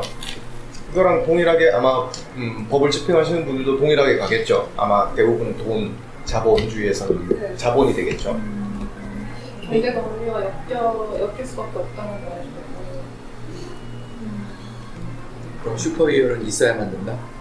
근데 이게 그 단순히 되게 돈으로 복구가 가능한 문제일 경우에는 그 좀 약간 그거는 어느 정도 좀 돈으로 복구가 가능하다면 돈을 들여서 뭐 재산 피해라든가 아니면 뭐 그 사람이 보상을 받고 인정을 한다든가 나라고 한다는 가정하에 근데 그럼에도 불구하고 그렇지 못하는 범죄 같은 경우에는 우리가 감정적으로 대응을 하거나 하는 뭐 정말 누가 크게 다치거나 아니면 뭐 성폭행을 당하거나 심정적으로 용서가 안 되는 그런 것들은 되게 문제가 애매해지는 것 같아. 그런 문제가. 그래서 최근에 그 인터넷 검색을 하다가 무슨 변호사 홍보하는 걸 봤는데 그 저희는 성폭력 그 사건을 전문으로 변호하는 사람입니다 라고 하면서 샘플 문구를 이렇게 보여주더라고요. 탄원서 같은 거를. 그래서 와 이런 걸 대놓고 이렇게 홍보하는 이런 변호사들도 있구나 이제는. 그건 지금 이제 그 변호를 해줄 사람을 지금 일단 법이 이제 그 범인이라고 가정해놓고 이렇게 생각을 하니까 그런 건데. 아니 그렇죠. 물론 그 오해가 있을 수도 있긴 한데 이게 뭐 반반이라고 치고 또 뭐 아니 반반이 아니라 또 진짜 범죄를 저질렀는데 변호를 해준 사람도 있고 합의를 위한 변호가 될 수도 있고 여러 가지라고 했을 때 그러니까 그 돈으로 많은 것이 가능하니까. 범인이든 아니든 변호인은 필요하죠. 아니, 예, 그러니까 심정적으로 범죄를 변호한다는 것 자체가 이게 100% 공감이 안 된다는 거예요. 범죄를 변호하는 거. 하지만 한꺼번에 셋이 갈까요? 좋은 룰이네. 아니 그 변호인이 지켜야 하는 게 있잖아요. 네. 또 내가 이 사람이 범인인 걸 알았어도 네. 그거를 말할 수가 없잖아요. 그러니까 그런 상황을 가정하면 되게 그 성폭행은 특히나 민감한 지점이기 때문에 저도 사실은 정서적으로 좀 그 광고를 봤을 때 기분이 나쁠 것 같기는 해요. 근데 어떻게 말하면 영빈 씨가 얘기한 것처럼 그거를 정해놓고 봐서 그런 게 더 크다고 생각해요. 왜냐면 이미 범죄자. 이미 범죄자의 문제가 아니라 변호사는 그 사람의 범죄 여부를 판단하는 사람이 아니잖아요. 범죄 여부를 판단하는 판사가 하죠. 그렇죠. 그러니까 그거를 판사가 결정하게 정해져 있는 거죠. 아무리 내가 변호사라서 범죄 여부를 들었다고 하더라도 내가 판단하는 게 아니니까 그거는 유능한 판사가 잘 판단해야 되는 거죠. 유능한 변호사는 변호를 잘 해야 되고 역할이 정해져 있다고 생각해야 되지 않을까. 근데 이제 그 누구 변호사 감정적으로 볼 수 있죠. 모두 다 같이 판단할 수 있는 개체고 그리고 그 사람이 그러니까 그 아까 말한 거랑 좀 비슷한 건데 내가 그 판단을 어떻게 하느냐와 상관없이 나는 이 사람을 줘야 되잖아요. 그 대가를 받았기 때문에. 변호를 안 할 수는 있잖아요. 계약을 파기할 수 네, 있잖아요. 그럴 자기가 수 뭐 있죠. 그게 마음에 안 들면 파기할 수 있잖아요. 그러나 돈을 벌어야 되는. 그렇죠. 그건 그렇지. 양심을 해야지. 양심에 써라고 사람들 한다면. 월세가 나오고 있는데. 궁금해지는 게 지금 판사가 결정을 하잖아요. 네. 판사는 근데 국가로부터 공권력을 위임받은 거잖아요. 그런 거잖아요. 근데 예를 들면 이런 시스템이 만약 있다면 지금 뭐 어차피 인터넷도 잘 되고 하니까 일단 기본적으로 판사가 판정을 하는데 왕이 필요하다고 말씀하셨는데 어떻게 보면 지금은 왕 없이 개인이 너무 억울해서 이거 너무 억울하다 해가지고 예를 들어 인터넷에 하고 사람들이 투표를 동시에 한다면 뭐 회심원이 그런 거 아닐까요? 그렇죠. 결국은 이를테면. 그런 거죠. 예. 그렇게 된다면 과연 법 집행은 합리적이 될 것이냐? 근데 사실 요즘에는 라는 질문이 어떻게 생긴 거예요? 저도 모르겠는데 상상을 한번 해본 거예요. 어떤 범죄 같은 경우에는 그러니까 우리가 지금 신문상에서 보고 있는 여러 가지 사건인데 최근에도 뭐 하나가 계속 저는 되게 불편해하고 잘 안 보고 있는데 그러니까 이슈가 되는 범죄가 있고 그렇지 않은 범죄가 있잖아요. 근데 이슈가 되는 범죄는 언론이 이렇게 개입한다고 하긴 좀 그렇지만 언론을 타면서 사람들한테 어떤 피드백이 날라오니까 그것은 판결에 영향을 미친다고 생각하거든요. 실시간으로. 그러니까 현재도 이미 그러거든요.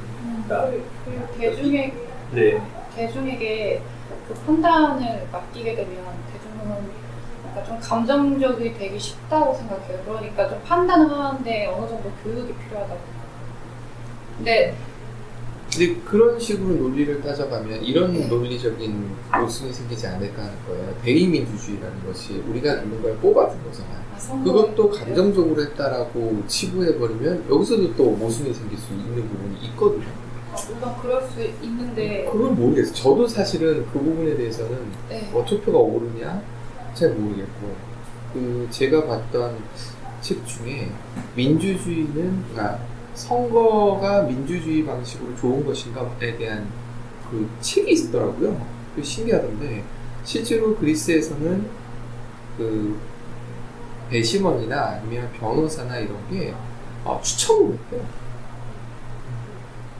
어떤 자격 조건이 있는 게 아니라 시민이고 시민 안에서 그렇죠. 당연히 시민 안에서죠. 시민이고 어느 정도 이상의 그 재산을 갖고 있기만 하면 이 사람이 실제로 그걸 할 수 있는 거예요. 근데 그 이유가 뭐냐면 그 전문적인 지식이 필요로 하는 일이 아니기 때문에 그냥 기본적인 상식만 있으면 돼 라고 하면서 그렇게 했다는 거예요. 그럼 이것도 어떠냐라는. 근데 그게 또 워킹을 잘 했다 그러더라고요. 근데 이제 현재 일어나는 많은 범죄 중에 폭력 사건이라든가 이런 상식 수준으로 이거는 잘못됐어 라고 판단할 수 있는 수준이 있는가 하면 경제 사범 같은 경우는 구조 자체를 왜 범죄가 되는 자체도 이해를 못할 거예요 아마. 그러니까 그런 아마 적용될 수 있는 여가 너무 큰데 그 범죄마다 이게 종류가 너무 다른 거죠. 그리고 뭐 예전에 제가 들은 얘기가 있는데 이거는 아는 검사 형이 얘기를 해줬는데 음주 측정을 하고 있었대요. 음주 측정을 하고 있었는데 이 사람이 뭐 신분증 음주 측정을 하고 있었는데 이걸 훅 불잖아요. 불고 그냥 가버렸대요. 그냥 불고 가버렸어요. 근데 이게 결과가 나오길 기다리고 하지 않고 불고 그냥 가는 거를 잡다가 경찰관이 다쳤거든요. 근데 이제 그거에 대해서 좀 경찰관의 잘못이냐 아니면 예치구가 공무집행 가야겠냐 뭐 이런 게 있었는데 그 결과는 그 특정 이하로 나왔어요. 레벨 이하. 그래서 경찰관이 잘못이다라고 나온 거죠. 그러니까 그러니까 과도한 공권력의 남용이냐 아니에요. 물론 미국 같았으면 그냥 이렇게 끌어내렸겠지만 우리나라 같은 경우에는 그런 약간의 미묘한 그런 것들 따지다 보면 생각보다 우리가 생각하는 상식 수준에서 법적 판단이라는 게 좀 다르지 않나? 근데 너무 복잡해졌잖아요, 예전보다. 사회가. 모르는 분야도 너무 많고. 법 자체도 너무 복잡해져 있어서 그래서 이 교육으로 될 수 있는 범위가 있고 없는 범위가 있지 않나 이런 생각이 들고 사실 배심원 제도도 이렇게 배심원이라고 초청했지만 저 바쁜데요? 라고 반송을 하면 다른 사람한테 턴이 넘어가고 그렇다면 시간 남고 뭐 관심 있는 사람만 참여하게 되는 거니까 또 그 범위가 과연 공평한 그 배심원단이 구성됐느냐의 문제가 생기게 했습니다. 그래서 계속 슈퍼히어로물이 나오는 거예요. 이런 저희가 얘기하는 수많은 허점들이 존재하다 보니까 그리고 사실 어떻게 보면 아까 언론 말씀도 하셨지만 언론에서 몰이를 시작하면 우리는 정확한 정보를 얻는 게 아니라 언론을 통해서만 얻게 되고 그걸 판단하잖아요. 그러니까 마찬가지로 변호사와 검사가 얘기를 하는데 말 잘하는 사람 쪽으로 쏠리는 게 정상적이라고 생각을 하면 그리고 영화나 이런 걸 봐도 저 사람은 악이다라고 정의를 내리는데 그건 영화 속에서 그렇게 묘사를 해서 그렇지 그 사람의 또 다른 면을 보면 또 이게 다른 게 보일 수도 있는 부분이 존재하는 거잖아요. 굉장히 난해한 부분이라고 생각이 들어요. 그런 것 때문에 어쩔 수 없이 법이라는 걸 세워놓고 그거를 그러니까 상식이 아닐 수밖에 없는 게 아닐까 하는 생각이 좀 들어요. 그러니까 법을 옹호하는 건 아니지만 그렇다고 해서 개인한테 넘길 수도 없는 이유들이 전지전능하지 않으니까 인간은. 실제로 재판도 여론의 영향을 받으니까 우리가 얼마 전에 몇 건의 국민 참여 재판 이런 게 있었잖아요. 여론몰이를 해서 유리한 결과가 나올 수 있다고 생각을 하면 국민 참여 재판을 신청할 수 있는 제도가 있는 것만 봐도 그 여론의 영향을 안 받을 수가 없다는 거죠. 한사라는 증거. 그러니까 법이 상식적인 건 아닌 것 같다는 생각이 저도 들어요. 그리고 민주주의가 우리는 지금 민주주의 제도 속에 사니까 합리적인 제도라고 생각하는데 결코 합리적인 제도가 아니라는 거죠. 우리가 지금 합의를 본 자본주의 하에서 그나마 가장 잡음이 없는 제도? 뭐 이런 정도.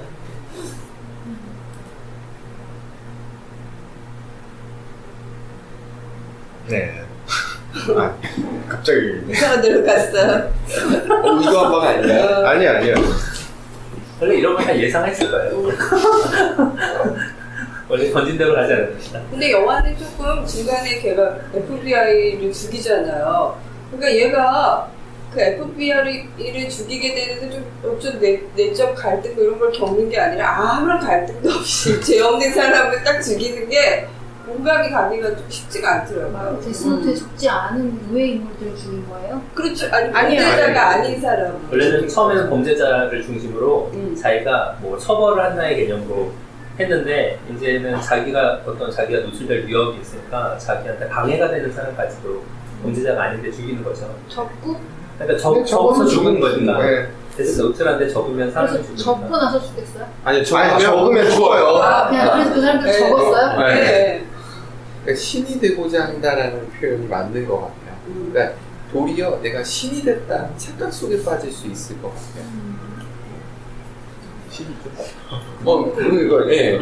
그러니까 왜 신한테 감히 대들어? 이런 느낌 아니었을까요? FBI를 죽일 때는. 그러니까 잘못된 개인, 아까 왕권이 너무나 절대 권력화되면 자신이 신이라고 생각할 수 있는 여지가 저는 너무 크다고 생각을 하거든요. 그리고 뭔가 이거 만화도 스토리잖아요. 근데 주인공이 뭔가 굉장히 억울한 경우를 당했다거나 불이한 걸 봤다거나 그런 거 없이 그냥 되게 똑똑한 고등학생이 내가 어떤 능력을 얻어서 그냥 어떤 살인마들, 물론 그가 무도한 사람들이고 누구나 봐도 굉장히 죽어마땅하지만 아무런 감정의 변화 없이 그냥 쓰고 죽이고 쓰고 죽이고 이런 게 굉장히 사이코패스 같고, 그래서 그냥 이건 옳지 않아 생각. 마지막에 자기를 사랑했던 여자도 써서 죽이잖아요. 그 자기를 추적하는 FBI 요원의 뭐 약혼자였나 뭐 이런 사람을 제거하기 위해서 여자친구를 이용해요. 그게 너무 충격적이어가지고 저는 다 안 봤지만 1권 볼 때 얘는 나중에 아빠도 죽이겠다 이런 생각도 들었고. 그러니까 저도 그런 생각이 들더라고요. 아빠가 알게 되면 죽지 않을까. 끝까지 안 봤지만. 그러니까 사람이 어떤 행동이 과거가 없이 갑자기 튀어나오는 행동은 없다 그러잖아요. 근데 그런 걸 생각해 보면 그거 더 어려워지는 것 같아요. 그리고 공감대 형성이 안 되나. 지금 사이코패스 이거 나와서 그 연산군이라는 사람 자체에 대해서 여러 가지 평들이 있는데, 분명히 악정을 했던 사람이지만 그 사람의 과거로 돌아가 보면 그런 행동이 나올 만한 개연성을 갖고 있거든요. 근데 아마 어떻게 해야 되느냐. 이 만화에서 설정 자체가 두뇌 싸움을 설정하면서부터 그 엘이라는 애도 고아원에서 자라서, 그러니까 라이토는 그냥 머리가 좋은 그냥 평범한 학생이고 아직은 학생, 그러니까 그 사회적인 무슨 핍박을 받거나 아니면 왕따당하거나 이런 경험이 있고 그냥 공부 되게 잘하고 학교에서도 어느 정도 인정받고 편안한 집안도 좋고 집안도 좋고, 그래서 뭔가 이렇게 구김살이나 그런 어떤 나쁜 기억 같은 컴플렉스 같은 것이 없을 만한 그런 똑똑한 학생. 그 다음에 그 엘이라는 존재는 미국의 어떤 그 수사팀을 끌고 있는데 걔는 고아원 출신으로 어떤 이해관계가 얽힐 필요가 없는 그런 문제 해결 전문가인 거예요.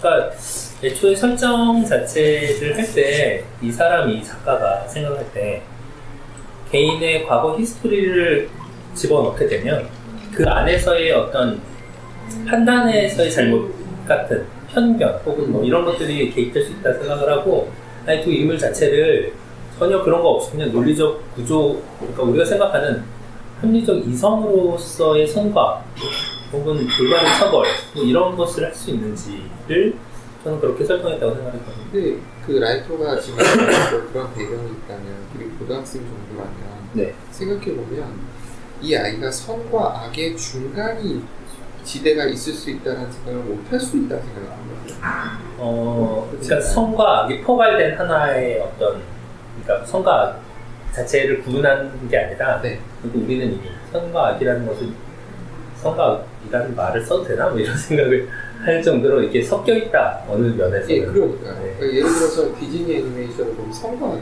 딱 되어줘서 편한데, 그 픽사 애니메이션을 보고 있으면 그게 엉겨 있거든요, 하고. 근데 우리 생활 자체가 이렇게 엉겨 있는 현실인데, 그걸 이렇게 찢는다는 것 자체가 난해해 보이는 거죠. 이게 이제 작품 안에서는 이제 충분히 그런 설정이 가능하니까요. 그 물망에 있었던 작품 중에 이제 웹툰 중에 이제 꼬마비라는 작가가 쓴 이제 살인자 이응 난감이라고 있어요. 이게 뭐 어떻게 읽느냐에 따라서 다르긴 한데, 아무튼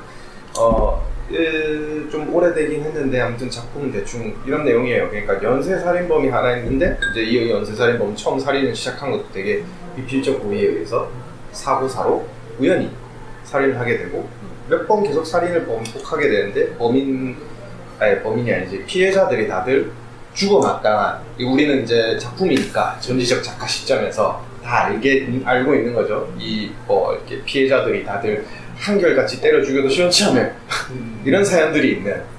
근데 계속해서 그런 뭐 살인들을 계속 하게 되고 피해자들은 계속 그냥 그런 사람들만 죽여요. 어떻게 하다 보니까 그냥 죽이다 보니까 그런 사람을 찾아서 죽이는 게 아니라 그냥 불쾌해서 죽였는데, 말 그대로 그렇게 해서 죽였는데 알고 보니 나중에 알고 보니까 그런 사람인 거고, 이 범인을 쫓고 있는 형사도 계속 쫓다 보니까 뭐 어찌됐든 뭐 피해자가 어떤 사람이든 간에 일단 사람이 죽었으니까 수사를 해야 되고 쫓다 보니까 얘가 계속 정말 나쁜 사람만 정말 때를 주고 시원치 않은 근데도 법망을 피해서 어떻게 그냥 뭐 법의 테두리 밖에서 살고 있는 그런 사람들만 계속 골라서 죽이는 걸 알게 되고 뭐 그런 스토리예요 대충 이렇게 쫓기는 뭐 범인과 이제 형사가 쫓기는 그런 얘기를 다루고 있는 건데 우리는 일단 전지적인 작가 시점에서 피해자가 완벽하게 나쁜 사람이라는 걸 물론 이제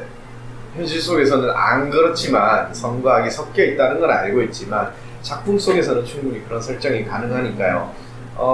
일단 미디어에서 알려진 우리 조두순이라든가 이런 그런 사람들은 누가 봐도 지금 이제 물론 안 그럴 수도 있겠죠. 이데아는 안 그럴 수도 있겠는데 지금 우리가 갖고 있는 조두순이라는 이름을 얘기하자마자 맺히는 상 자체는 절대 악이잖아요, 거의. 네. 그런 사람들이라면 괜찮을까요? 저는 도리어 이런 생각이 들어요. 만약에 옆에 계시는 선생님이 데스노트를 갖고 있어. 그럼 저는 어떻게 행동을 할까요? 어떻게 뭐예요? 데스노트를 갖고 있는 걸 알았어. 알았어요? 알았어. 알면 아까 이름을 맞아요. 써줘서 죽는다는 거 아니었어요? 아니 그게 아니라 이분이 갖고 있는데 제 이름이 아직 써지진 않았어요. 살아있는 거죠. 그러니까 엄청 잘 보이려고. 그렇죠. 내 이름 쓰지 말라. 그렇죠. 그러니까 지금 만화상에서도 전 읽어밖에 안 읽었지만 그렇게 범죄자들이 계속 죽으니까 어떠면 혼자 생각해보면 하여튼 그 죄가 숨을 거라는 생각이 들었어요. 숨는다고요? 죄를 숨긴다고요? 발생하지 않고? 죄를 안 사회가 짓는다. 어떻게 될 것인가를 잠깐 상상했던 것 같은데 죄가 범죄 예방 효과가 있을 것이다. 아니요. 뭔가 사람들은 그렇지 않은데 어떻게 해서든 그렇지 않은 척 하는 거죠. 왜 부동산 대책하면 돈이 숨는다고 하는 것처럼 그러니까 범죄는 제가 줄어들기보다는 더 숨길 수 다른 있는 양상으로 그래서 방식으로. 나타날 것 같다는 생각을 혼자 그냥 되게 엉뚱하게 생각했었거든요. 어떤 식으로 왜냐면 그게 그러니까 그 범죄를 저지르지 않는다는 게 우리가 그걸 지킬 수 있다는 게 아닐 것 같았거든요. 어떤 범죄 식으로도 예방 다른 효과는 식으로 기다려라. 표출이 될 것이다. 범죄 예방과가 없을 것이다. 우리가 숨을 뿐이지. 그거는 그럼 거기 주제로 있어도 무슨 피해서 가는 거랑 비슷한 컨셉으로 말씀하시는 그러니까 거라고 이해하면 되는 거죠. 어느 정도 사회가 어떨 것인가를 그냥 막연하게 상상해봤던 저 공감이 좀 되는 것 동의하는 같아요. 게 그러니까 저는 아까 뭐 태형이라든가 그런 공포나 치욕으로 범죄가 일시적인 효과는 나도. 있겠지만 그게 줄어들까 이런 방식으로 저는 나타날 거라고 생각을 하거든요. 그러니까 그런 공포, 치욕 이런 걸로 문제하는 거는 전 맞지 않다고 생각해요. 결국엔 결국에는 말씀하신 거는 재발률을 낮추는 그러니까 수단으로 말씀하신 아니요. 거 그러니까 맞아요? 인간의 합리적인 의지의 결국은 법이 지금 합리적이지 않더라도 그 의지를 따라가야 되는 거 아닌가라는 믿음이라는 거죠. 어떤 부정적인 내가 무서워서 안 한다 뭐 이런 거보다는 내가 자기가 지키겠다라는 스스로 의지 그런 거를 따라가야 되는 거 아닌가.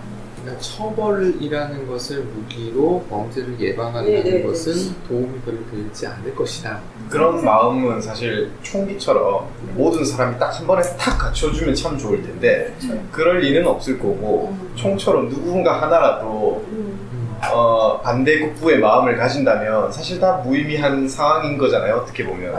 그 사람한테는 그게 사실 교육의 수준도 차이가 있을 거고 문화적 수준도 차이가 있을 거라고 생각하는데 왜 독일에서 난민들 받아들이기 전까지는 걔네들이 굉장히 오픈마인드해서 그래 뭐 우리가 가장 유럽에서 잘 사니까 니들 많이 받아줄게 하다가 난민들이 들어오고 사회 문제가 막 생기니까 거기서부터 또 그거에 대한 좀 안티하는 감정들이 막 생기면서 우익 정당들이 부상하고 막 이런 현상이 일어나잖아요. 근데 저는 그 기본적인 그 베이스가 되는 게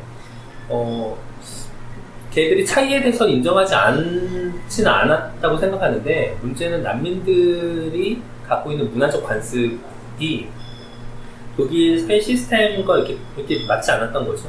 그러니까 어떻게 보면 좀 약간 뒤떨어진 문화적 관습을 선진 사회에서 제대로 따라가지 못하고 자기 관습대로 그냥 그런 좀 약간 폭력적인 행동을 하니까 그것을 용인할 수 없었던 점이 크다고 생각하거든요. 그래서 과연 모든 사람들이 올바른 법적인 합리적이고 좀 이성적이고 혹은 좀 바람직한 방향으로 행동을 하면 좋겠지만 교육을 잘 받은 사람보다는 못 받은 사람이 어떤 면에서는 혹은 잘 받은 사람은 더 머릿속에 그걸 뛰어넘을 잘못을 할 수 있겠지만 우리나라 점점 또 외국인들이 들어오고 개방되는 사회에서는 또 문화적 토양이 다른 혹은 종교적인 배경이 다른 사람들이 나타나는 그런 다른 신념체계 안에서의 행동들이 저는 그게 한 번에 그걸 다 이렇게 합리화돼 다 통제가 되거나 하기 쉽지 않지 않을까. 점점 개방되는 사회에서 제가 쉽지는 않은 문제라고 생각을 그래서 또 생각을 한 게 있는데 오늘 많이 준비해 오셨네요. 또 생각을 한 게 있는데 그래서 그 모든 이것도 옛날에 생각했던 것 중에 하나인데 국제적인 상식 표준 시험 이런 것들을 정하는 거예요. 네. 전 국민이 다 봐야 하는 아니 거죠. 국제적인 그 전 세계 사람들이 다 봐야 응시를 해서 나의 시험으로 방금 가져가자고 전에 생각하는 국제적인 또 다른- 상대성에 대해서 얘기를 해놓고서 그러니까 그렇지만 그 문화적 차이가 있음에도 불구하고 사람들이 생각하는 어느 정도 약간 그 상식의 수준을 어느 정도 테스트를 해서 정할 수 있지 후선에서 않을까. 맞출 거냐가 문제인 거예요 사실. 그쵸. 근데 그럼에도 불구하고 예를 들어 뭐 너는 돼지고기 먹어 나는 소고기 먹어 이런 게 아니라 그럼에도 불구하고 우리는 다른 사람의 식성을 인정해야 된다라는 정도의 질문을 만들어서 그러니까 그런 구체적인 표준의 어떤 인터내셔널 상식 이런 것들을 물론 개인이 아는 그러니까 말 그대로 이제 소고기 먹고 돼지고기 먹고는 개인의 문제니까 남한테만 강요 안 하면 되겠지만 사실 이제 다양한 범죄 행위들이 아니면 이제 문화적으로 상대주의를 얘기하기 좀 힘든 부분들이 이제 이 단체 안에서 이루어지거나 아니면 개인과 개인 안에서 이루어지거나 이를테면 뭐 조혼 같은 경우라든가 아니면은 저기 어디 동유럽 어딘가 동유럽 아니고 저 어딘가에서 저기 납치를 해와서 이렇게 신부를 납치를 해와서 보쌈이라고 표현하던데 아무튼 예, 그렇게 해와서 결혼하는 경우도 있고 그런 것도 현지 경찰도 뭐라 못하는데 현지 경찰도 그렇게 하는 거구나 오늘 또 누가 하나 납치돼서 결혼하는구나 라고 생각할 정도로 법은 아니지만 그렇게 행하고 있는 게 만연한데 여기선 어느 레벨에 맞춰야 될지는 사실 어렵잖아요. 그렇죠. 그건 처음에 쉽지 않겠지. 하지만 중요한 건 모두가 전 세계적인 사람들이 만약에 이 레벨을 통과하면 미국으로 가든 유럽으로 가든 그 사람은 이 사람은 국제적인 상식 수준을 탑재한 기초 어떤 사람이구나 라고 인정을 받는 거야. 사교육 시장 활성화되지 않을까요? 바람직한 그런 척하니까요. 그런 척. 저는 국제적인 상식 수준이 실제로 존재할지가 좀 의문이에요. 이게 문화마다 다른 거라고 생각하기 때문에 물론 어느 정도의 방향성은 어느 정도는 다 같이 간다고 보지만 우리나라의 상식 수준과 일본의 상식 수준과 저쪽에 있는 아프리카 나라의 상식 수준, 이슬람의 상식 수준은 다 다를 거라고 생각해요. 그래서 그 상식 수준을 맞추기 위해서 공격이 있는 거죠. 저는 그렇게 생각해요. 옛날에 그 직업 능력 검사라는 걸 한 적이 있었거든요. 그러니까 제가 이제 어렸을 때 무슨 성격 검사라든가 아니면 IQ 검사라든가 이런 걸 한 다음에 나중에 했는데 직업 능력 검사를 했는데 거기에는 제가 듣도 못한 항목이 있는 거예요. 색깔을 주고 비슷한 색을 고르시고 이런 게 있어요. 아니면 어떤 소리나 이런 거에 대한 평가가 있었는데 저는 그전에는 전혀 생각지도 못했던 판단 기준이 존재한다는 걸 알았거든요. 예를 들어 성식, 제가 아까 말한 약간 농담일 수도 있겠지만 그런 기준에는 우리가 평소에는 생각하지 못한 문화의 어떤 측면에 대해서 언급을 하는 거죠. 걔네 아마 예를 들어 이슬람 애들은 신의 말씀에 있는 모든 교리는 다 따라야 되고 그것이 음식이든 모든 분야에 다 적용된다라고 생각을 할 텐데 우리는 그렇게 생각하지 않잖아요. 종교는 종교고 식문화는 식문화고 그리고 그 사회적 제도는 제도고 그건 분리되어 있다고 생각을 하고 통용되는 인정되는 범위가 다르잖아요. 얘들한테 그렇게 분리가 될 수 있다라는 것만 새롭게 그 기준을 제시해도 그것은 새로운 상식의 지평을 펴준다라고 생각을 하거든요. 계몽주의의 폐해 아닙니까? 실제 저도 좀 그렇게 생각해요. 실제로 아니, 지금 누가 하나 이게 우리의 상식이 옳다고 생각하고 그들을 계몽하려고 하니까 문제인 거잖아요. 그들은 그냥 그렇게 살고 있는데 그러니까 이거는 이제 그렇죠. 그러니까 합의를 계속 논의를 하겠죠. 처음에 우리 관점으로 아니 우리가 유리한 쪽으로 우리가 유리할 수도 있고 처음에 한국 사람인 내가 개발하면 나의 관점을 한국이 누군가- 그걸 많이 하겠고 이를테면 누군가 네. 개발했어요. 네. 개발했는데 상식 수준에서 답이 문제에 대한 답이 뭐 네. 도적질을 하면 손을 잘라야 된다. 네. 이게 이게 합의점으로 됐어요. 답이. 근데 받아들일 수 있을 것 그거는 이제 그거는 그거와 같은 거예요. 예를 들어 그 사실 시스템 문제를 어떤 한 사람이 결정하는 그런 방식이 아니라 피드백을 통해서 우리가 민주주의적으로 어떤 그 제도를 계속 바꿔가듯이 민주적으로 질 수도 있잖아요. 우린 아니, 그럴 이긴다는 수도 있겠지. princip인데. 우리가 미개한 어떤 항목을 갖고 있는 그런 비례를 쓰지 않는 사람들은 다 미개 이렇게라고도 얘기를 할 수도 있겠죠. 근데 그러니까- 우리 밥 개고기 먹는 것부터 네. 벌써 서로 굉장히 타협점을 찾을 수 없잖아요. 네. 근데 이게 전 세계적으로 어떤 그런 보편 기준을 만들 수 있을까가 의문이고, 네. 근데 조모님은 전 세계 보편을 만들고자 하니까 문제인 거지만 네. 지금 많이 이미 그 외국에서 온 사람들, 한국에 적응하고자 하는 사람들한테 그런 교육을 하고 있지 않나요? 어떤 교육이요? 그러니까 우리 뭐- 문화에 대한 교육을? 응. 하죠. 그리고 우리한테도 그런 교육을 하고 그런 뭐라 그러죠?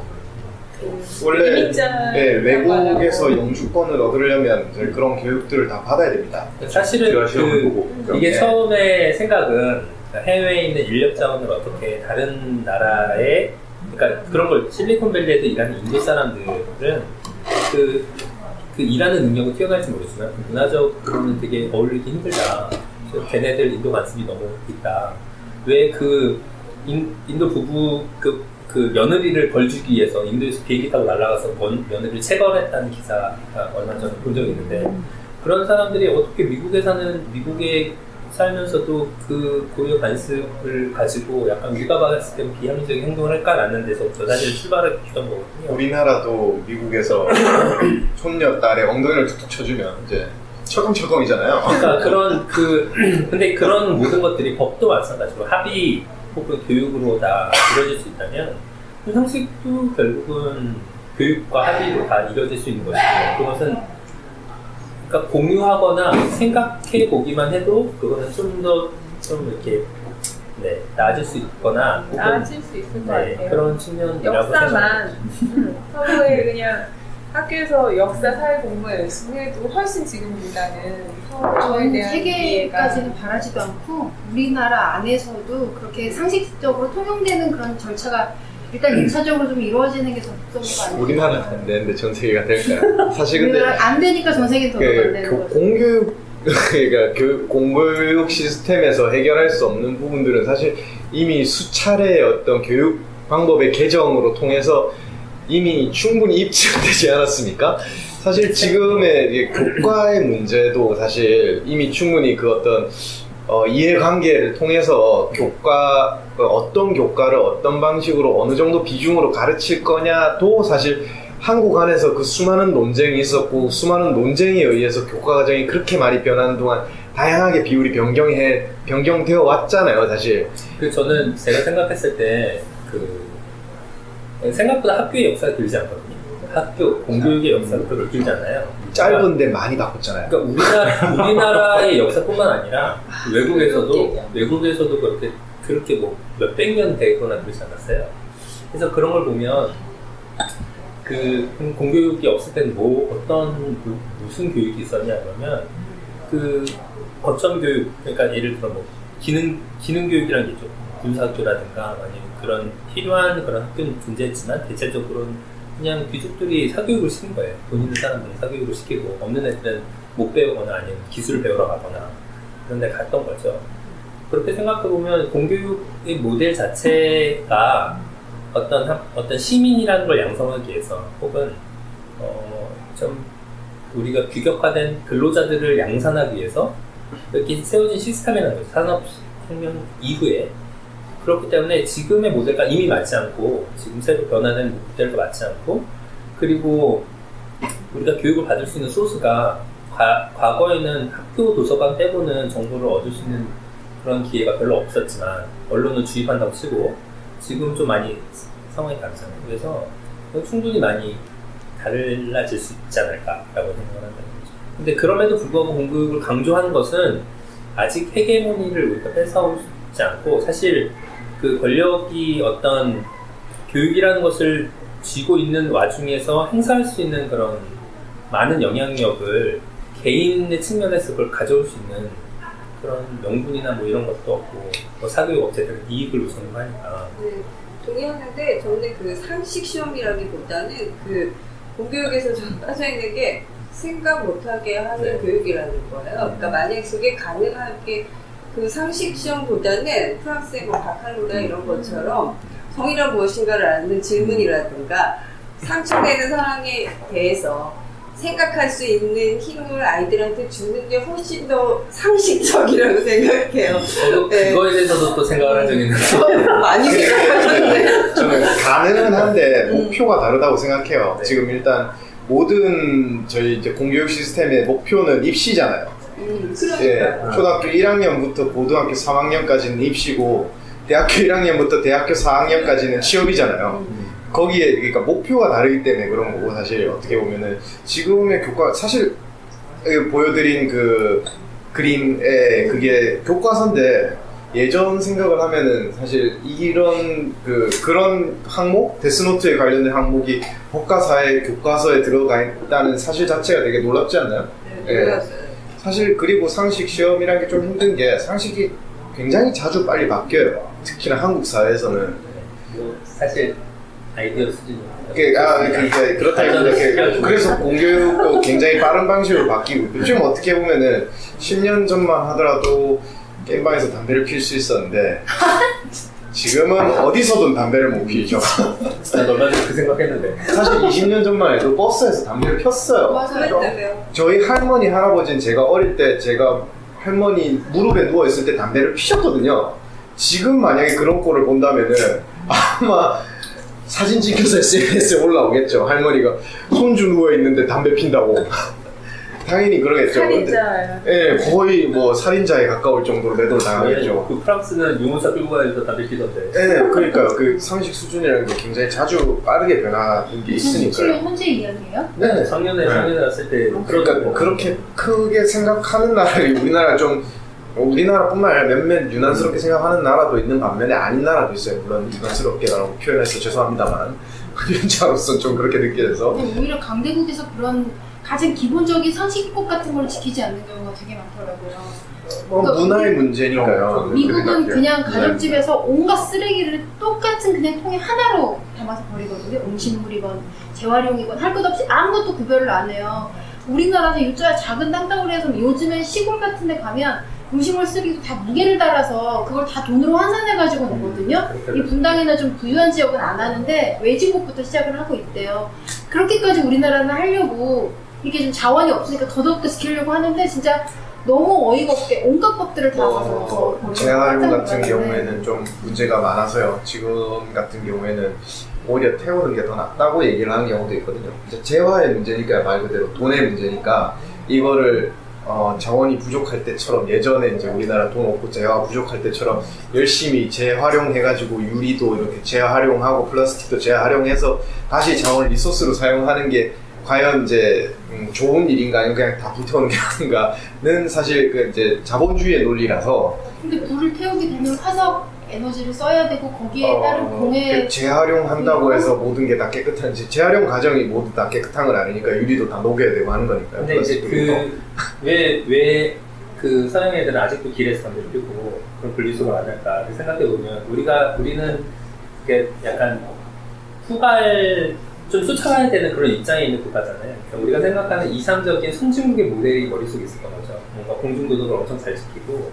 뭐 그런 것들을 설정해 놓고 그걸 향해서 지향하는 과정에서 그게 실제의 서양에 있는 국가들이 살고 있는 그런 규범보다 훨씬 더 좀 높은 수준의 것들을 설정하고 그걸 따라잡았기 때문에 그런 뭐 이제 역설적으로 우리나라가 또 공중도덕을 잘 지킨다거나 이런 저는 그 생각이 들어요. 생겼다는 얘기를 들었어요. 저희 같은 경우는 이런 교육 말씀하셨는데 시험 치고 뭐 이런 것들이 위에서부터 아래로 내리는 느낌인 거예요. 근데 지금 프랑스 얘기했지만 프랑스 같은 경우는 대표적으로 얘들은 계속 치고받고 싸우는 놈들이거든요. 자기 의견 다 개진하고 그걸 꼭 그래야 되느냐, 난 관계없다 뭐 하면서 얘기가 되는 거죠. 제가 느끼기에는 더 그런 게 더 많은 것 같아요. 어떤 규정을 딱 잡는 게 아니라 그때그때 같이 이야기하고 이거 이렇게 하는 거 맞지 않냐, 아니다 이거 너무 올드하다, 이건 새로운 규칙이 필요하다라는 것을 계속 얘기할 수 있는 환경이 중요하지 않을까? 교육이라는 그 교육이 맞지 않을까라는 생각을 좀 많이 해보거든요. 어차피 정답이라는 것이 아까 담배 얘기 같은 경우도 그렇고 한 게 몰라서 못하는 경우도 있고 아는데도 안 하는 경우, 이건 좀 다르잖아요. 그런 것들에 대해서 꾸준히 같이 논의하고 얘기하고 한 사비를 도출해내는 대한민국은 사실은 그런 나라는 좀 아니잖아요. 그 줄여서 HHCC라고 그러는데 하라면 하라는 대로 시키면 시키면 HHCC라고 표현하는데 이게 이제 강한 게 대한민국이라서, 그래서 박종님의 얘기에 공감을 하면서도 동시에 우리나라의 문화에 그게 더 어떻게 보면 더 권위주의를 강화하고 자유로운 생각을 못하게 하는 그런 상황을 만들지 않을까? 라는 생각이 들어서 그것보다는 우리가 토론하고 같이 이야기하고 생각을 나누고 그러다 보면 내가 저 사람 나랑 다르게 생각하는구나, 그럼 어떻게 합의를 도출해야 되지? 어떻게 하면 저 사람한테 피해도 안 주고 나도 회피할 수 있는가를 계속 고민할 수 있다 보면 이게 어떤 규칙이 있어서라기보다는 무언가 행동을 하거나 할 때 이 내 행동이 저 사람한테 폐를 주지 않을까? 라는 생각도, 그러니까 지나치게 하는 게 이제 일본 애들이고 그 정도까지는 아니고 그거에 대해서 서로 할 수 있지 않을까라는 생각을 도개해보거든요. 저는 이제 그게 약간 시대적 뭐 교육에서도 가는 게 있겠지만 약간 시대상에 따라서 우리가 가치관이 형성되는 게 있지 않을까라고 생각을 하거든요. 근데 그러면서 최근에 그 박근혜가 이렇게 내려오는 걸 보면서 그 전에는 사실 제가 생각할 때 이런 거 정말 되겠어? 우리가 이렇게 말을 한다고 해도 순순히 물러 내려볼까? 이런 생각을 했는데 그게 정말 되는 거 보면서 지금의 중고등학생 혹은 뭐 20대 초반까지 애들은 굉장히 가치관에 영향을 많이 받겠구나 이런 생각을 했어요. 그러니까 그렇게 민주적인 절차로 폭력이나 시위 이런 거 하나 없이 이렇게 그러니까 의견을 개진해서 정권을 바꾼다는 경험을 봤잖아요. 그러니까 그런 게 엄청난 영향을 받거든요. 우리는 거의 시킨 대로 올림픽을 구경해서 우리가 그러니까요. 맞아요. 제가 봤을 때 그렇지 않습니다.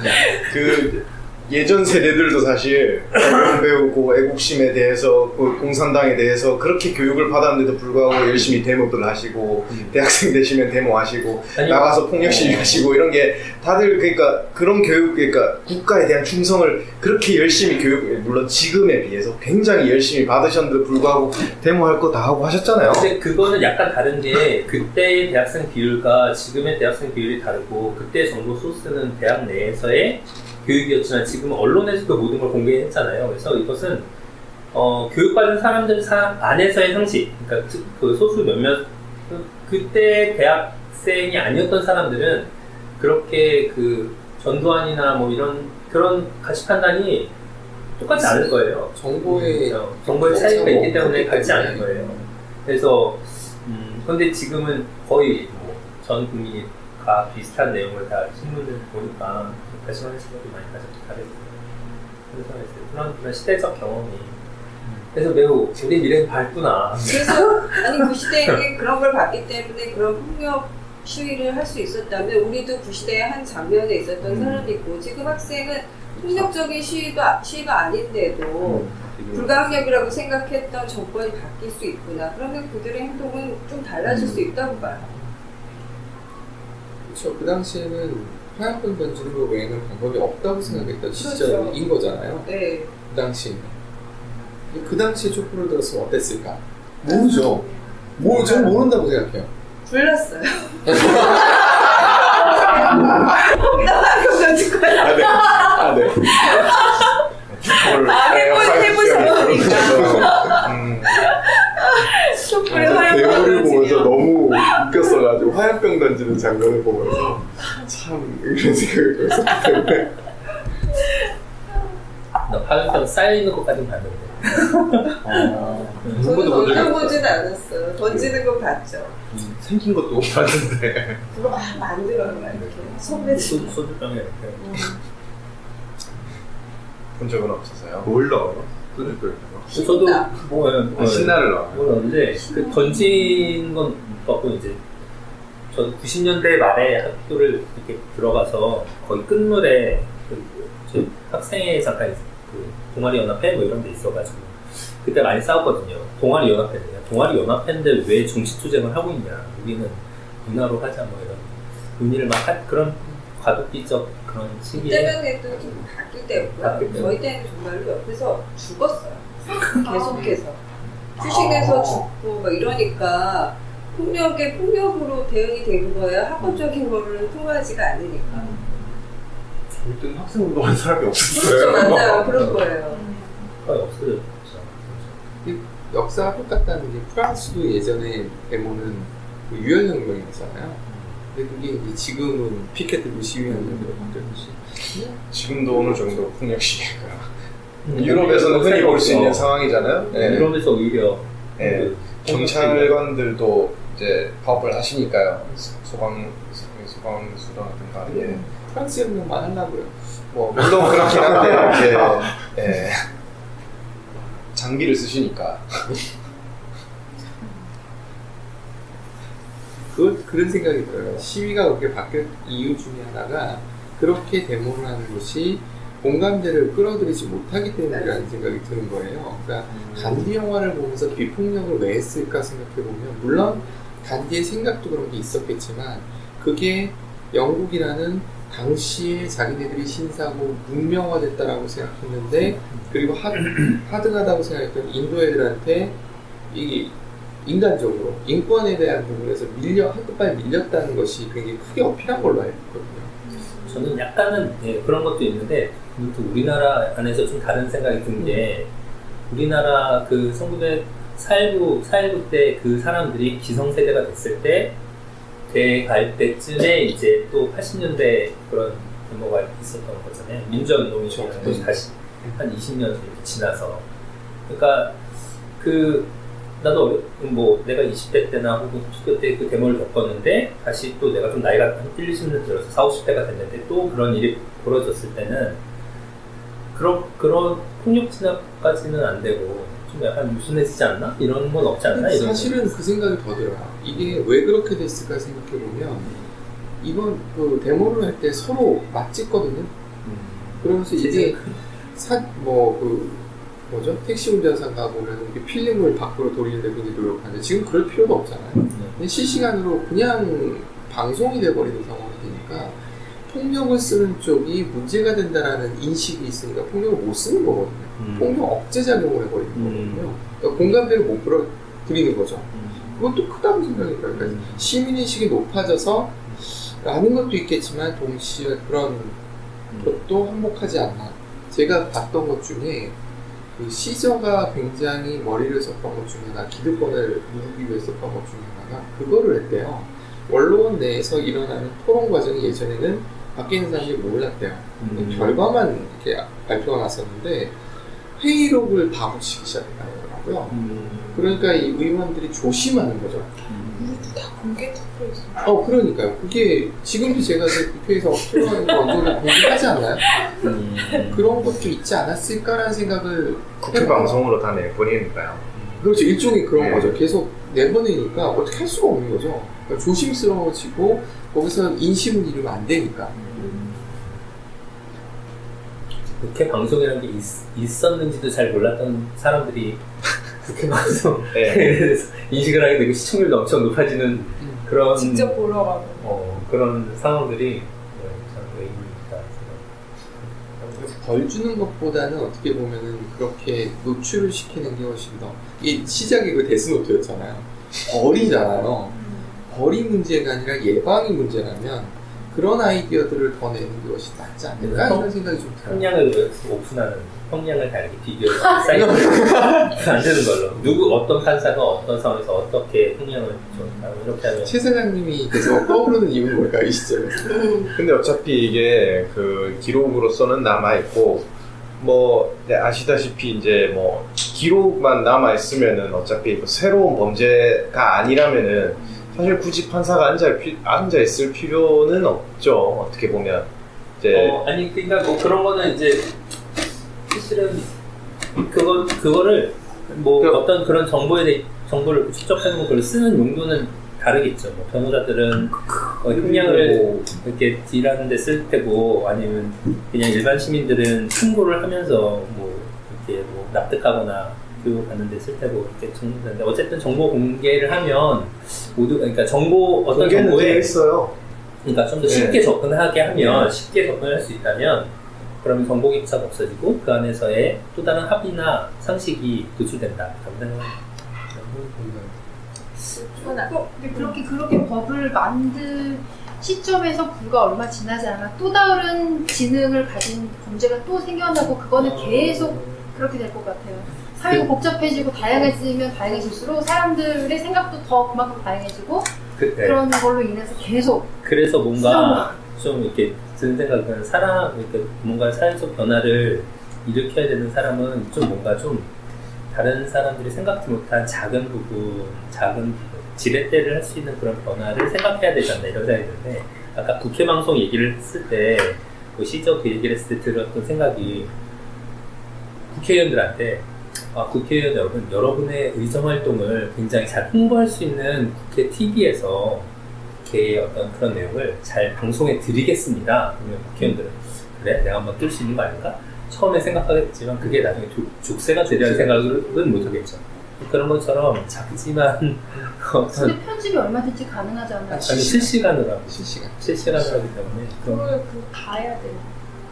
그러니까 보지 않더라. 그러니까 많은 사람들이 보지 않더라도 그런 게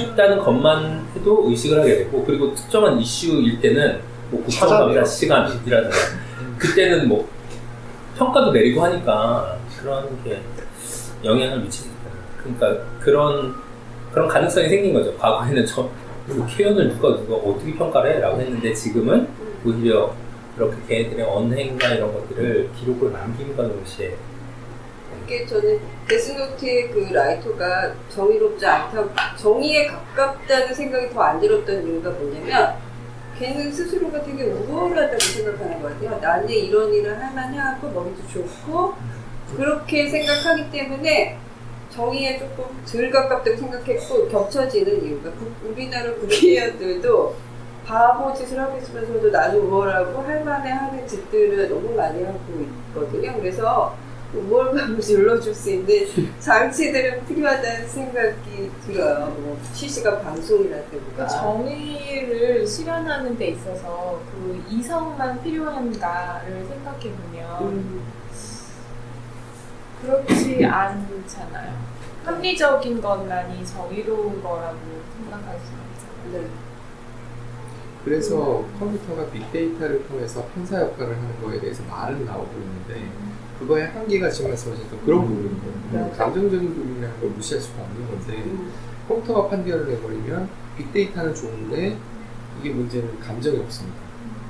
그런 문제가 있을 거라는 생각이 들어요. 그러니까 그 어떤 감정의 어떤 뭐 책이 있었는데, 그거를 소개하는 라디오에서 들었는데, 어떤 여자아이가 그 물건을 훔쳤는지 친구를 괴롭혔는지 하는 그런 죄로 판사 앞에 섰대요. 근데 판사가 그 아이한테 그 아이의 그 전에 어떤 생활을 했는지, 그리고 왜 이렇게 범죄를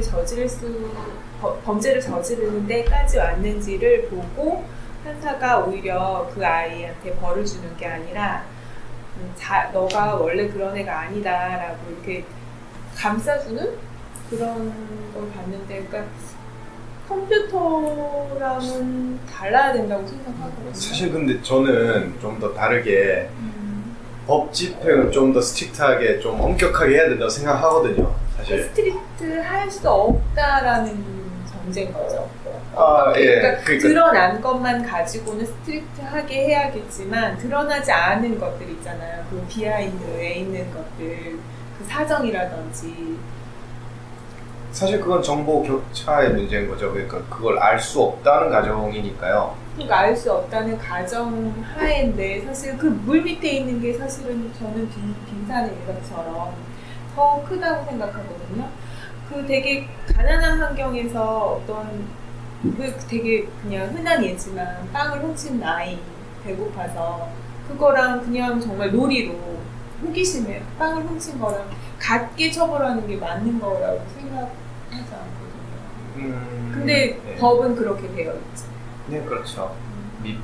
이제 좀 다르니까요, 두 개가. 그러면 그게 정의랑은 좀 멀어지는, 왜 내가 정의를 너무 높고 막 이런 거라고 생각해서 그런지 모르지만 그게 정의인가. 장발장한테 좀 더 엄격하게 법 집행을 해야 되는 게 사회적 정의라고 생각해요, 저는. 저는 이제 그거는 이제 약간 복지가 바탕이 되어서 기본적인 최소한의 욕구는 보장을 해준 상태에서의 범죄 가능성을 묻는 거예요. 그러니까 최소한의 그런 어떤 생활도 안 되고 그런 생존할 수 없는 상황에서 잘못된 선택을 하는 경우까지 그걸 묻는다면 그건 문제가 되니까 최소한의 복지는 된 상태에서 거기서 이제 정상적 판단을 하거나 노력을 할 수 있는 그런 기반을 준 다음에 그 안에서 그 후에 그 사람의 행동에 책임 묻는 것이 더 맞다고 생각한다는 거예요. 복지가 기본이 돼야 그 다음에 범죄나 뭐 이런 거. 그러니까 법 집행이 그 공평, 그 당시의 그 공정함, 그거에 기준을 둘 것인지 아니면 어떤 개인, 그 한 인간이 어떻게 그 미래를 더 볼 것인지. 만약에, 그러니까 이게 이거는- 이제 교화의 문제, 네. 그 교화를 이제 목적에 두고 하는 거라서 이제 한국 법은 실제로 그런 식으로 돌아가고 있으니까 처벌이 아니라 교화에 가깝게. 네. 사실 좀 문제가 있다고 생각해요, 저는. 예. 오히려 감정적으로 생각했을 때 처벌 쪽이 좀 더 맞는 게 아닌가라고 생각하고 있거든요. 저도 감정적으로 굉장히 우두순 같은 사람 진짜 너무 쓰고 싶은데 근데 데스노트 쓰면 안 되고 데스노트가 아니라 해요. 행동을 제한할 수 있잖아요. 행동을 제한을 함으로써 그 사람이 교화가 될 수밖에 없게 함으로써 끝에는 죽어요. 2주내에 죽여야 돼요. 그러니까 죽기 전 행동만 통제할 수 있어요. 어렵기 전에 행동만 통제할 수 있는 거예요. 착하게 살다가 2주 뒤에 죽을 수 있어요. 2주 정도. 2주 정도. 뭐 24시간 봉사한 사람이 네. 2주에 바로 사고 그게 큰. 지우면 안 돼, 지우면? 그게 궁금하다. 지우면 괜찮지 않나? 그래서 지울 수 있는 거 있지 않나요? 규율이 있어요. 지우개 지울 수 있어요? 네. 지울 수 있는 있어요? 거예요. 네. 그럼 할 수 있겠네. 교화할 수 있는 이제 그 정확한 규칙은 저도 잘 기억이 안 나는데 아무튼 지우는 규칙이 있는 걸로 알고 있어요. 그런 트릭을 써요, 실제로. 네, 이런 트릭 자체를. 그 만화가 재밌는 게 처음엔 되게 간단한 것 같거든요. 맞아. 이름은 죽을 것 같은데 근데 좀 지나면 이럴 수도 있지 않을까 하면 그만한 게 나아요. 그래서 거기에 대한 규칙을 또 그제서 제시해요. 처음부터 규칙을 다 제시하지 않아요. 그래서 조금씩 줘요, 조금씩. 그리고 어, 나중에 막 종이를 찍고 막 이거에 손을 대면 뭐가 보이고 뭐 이렇게 그런 것들 중에 하나로 지우는 것도 나와요. 고민이 됐나 보네요. 쓰다가. 처음부터 다 생각해놓지 못했겠죠. 그러니까요. 그래 그 보이고. 네티즌처럼 문자가 이렇게 댓글을 뭐. 달면 그거 변경해가지고 스토리가 변경됐을 것 같아요. 데스노트도 업그레이드 되겠네요. 뭐 그런 방식으로 해서 이제 너무 많이 했어, 이미. 다른 이야기가 이미 많이 너무 많이 나왔어요. 사실 원작 그러니까 만화책이랑 동일한 이제 스토리는 이제 처음에 나왔던 애니메이션이랑 드라마 말고는 없고요. 나머지는 다 사실 기본 컨셉만 비슷한 것도 있고 앞부분 내용만 한 1권 정도, 2권 정도의 분량만 이제 영화 같은 경우에도 말씀하신 거 1부랑 2부 정도만 2부 초반 정도만 유사하고요. 거의 똑같고요. 뒤에는 좀 다르게 흘러가요. 네, 물론 이제 전체적인 스토리는 이제 유사하게 흘러가는데 그리고 이제 넷플릭스에서 나온 이제 데스노트나 아니면 한국에서 뮤지컬로 나온 것도 이제 컨셉만 가져다 쓴 거고 아예 다르게 나온 거고 그리고 그 컨셉조차도 거의 다르게 아예 해서 나온 게 일본의 드라마가 또 작년에 한번 나왔거든요. 좀 네, 그거는 많이 비판을 받았어요. 사실 이제 너무 원작과 다르게 나와서 이제 원작 팬들이 있는데 뭐 이를테면 라이토가 이제 히키코모리로 나온다든가 이제 그거 훨씬 받았는데. 다른 설정, 그러니까 다른 설정, 그러니까 만약에 라이토가 안 똑똑했으면 어떨까? 라이토가 정말 정의 집행이 아니라 이게 개인의 어떤 뭐 개인의 뭐 나 예, 욕구를 위해서 썼으면 어떨까 이런 가정으로 시작했던 것 같은데 좀 반응이 별로 안 좋았어요 사실. 그럼 우리도 한번 데스노트에 누구를 쓰고 싶은지 한 명씩 하고 10시인데요? 10시? 몇 시에요? 한 명씩 얘기하고 가죠.